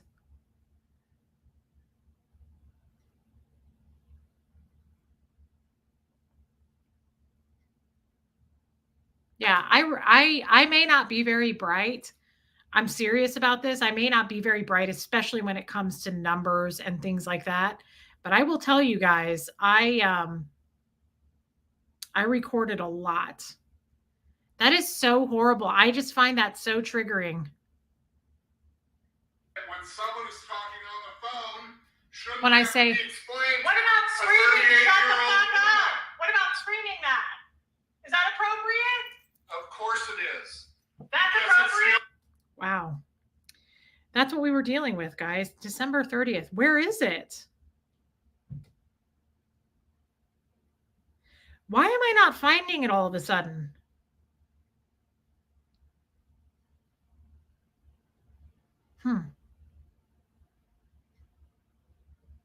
I do have a lot of recordings though. Okay, I'll get back to it. Don't worry. Okay, it's good that we have it. It's good that I have that. I don't know if that's going to be helpful. Hope Sister Christian is here. 1222. I don't have anything.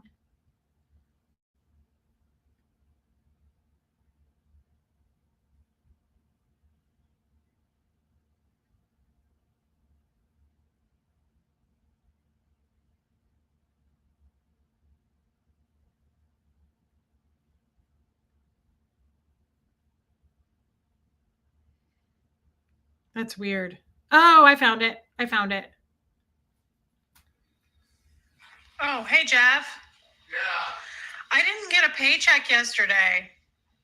that's because you told me that I could have it. I had it deposited directly into my CACU account.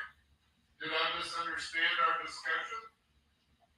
I didn't know you were going to take it. I figured I would have to sign something or.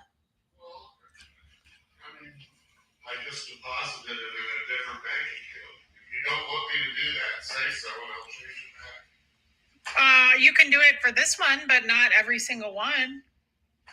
Okay. It certainly will help me pay some bills.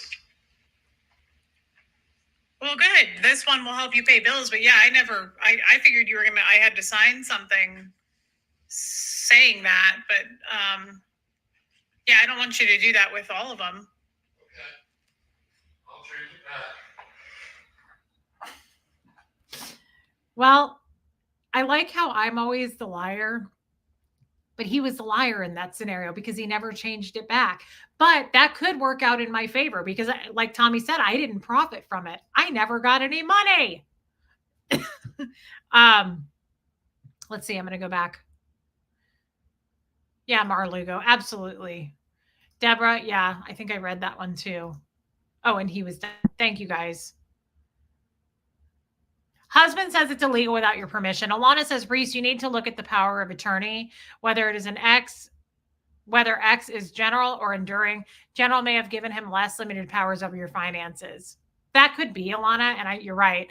I just spoke to my father, who was a CPA. I'm going to email you what he said. This is a starting point. Thank you, Amy Edge. Tony Suter, check my messages. You got skills. Okay, I definitely will. I love the way you look at things. Really? I think you're talking to Tommy, probably not me. Read my last super chat. I did. Okay. And Jenny Stout, I'm talking to my husband. You can claim the status called innocent spouse. I'll find out more when I let you know. Okay. Thank you guys. Thank you for being with me. Yeah, I'll change it back, Sarah Browett. He never did. Thank you for being with me. I'm sure he's going to try to get this video taken down because I played that. And that's just the way it is. I mean, it's just a fact. But anyway, thanks for listening to me. Thanks for helping me because I really don't understand this stuff. And that goes, I'm sure that people are just going to continue on by saying, see, this is why you didn't go to school. You're an idiot. Well, they're not wrong in this scenario because I don't know how this works. I don't understand it. Thanks, Shell. But guys, thank you for being here with me, sticking through it. Check your subscription. Make sure you're subscribed. YouTube is unsubscribing people like crazy. So up to you. Anyway, thank you for being here with me. Thank you for your super chats. One other thing I forgot to tell you, Thursday, I love you too, Rogue Hedgie. Thursday, I'm going live on Natalie's channel. And I'm really excited. And let me give you a time. She texted me. Thursday at 5:00 Central, guys. Love you, Robin W. I'm going on Natalie's channel and we're going to talk about self-care. And I think that is such a good topic. And was he taking my Lady Co money? No. I love you, Carrie Ann. So guys, join me on Natalie's channel on Thursday at 5:00. Just getting here. You did, baby steps. You did. There was a lot to cover on this one. Thank you for your super chat, guys. I love you and I will see you soon, but definitely don't forget about Thursday. All right, everybody, here comes Fred.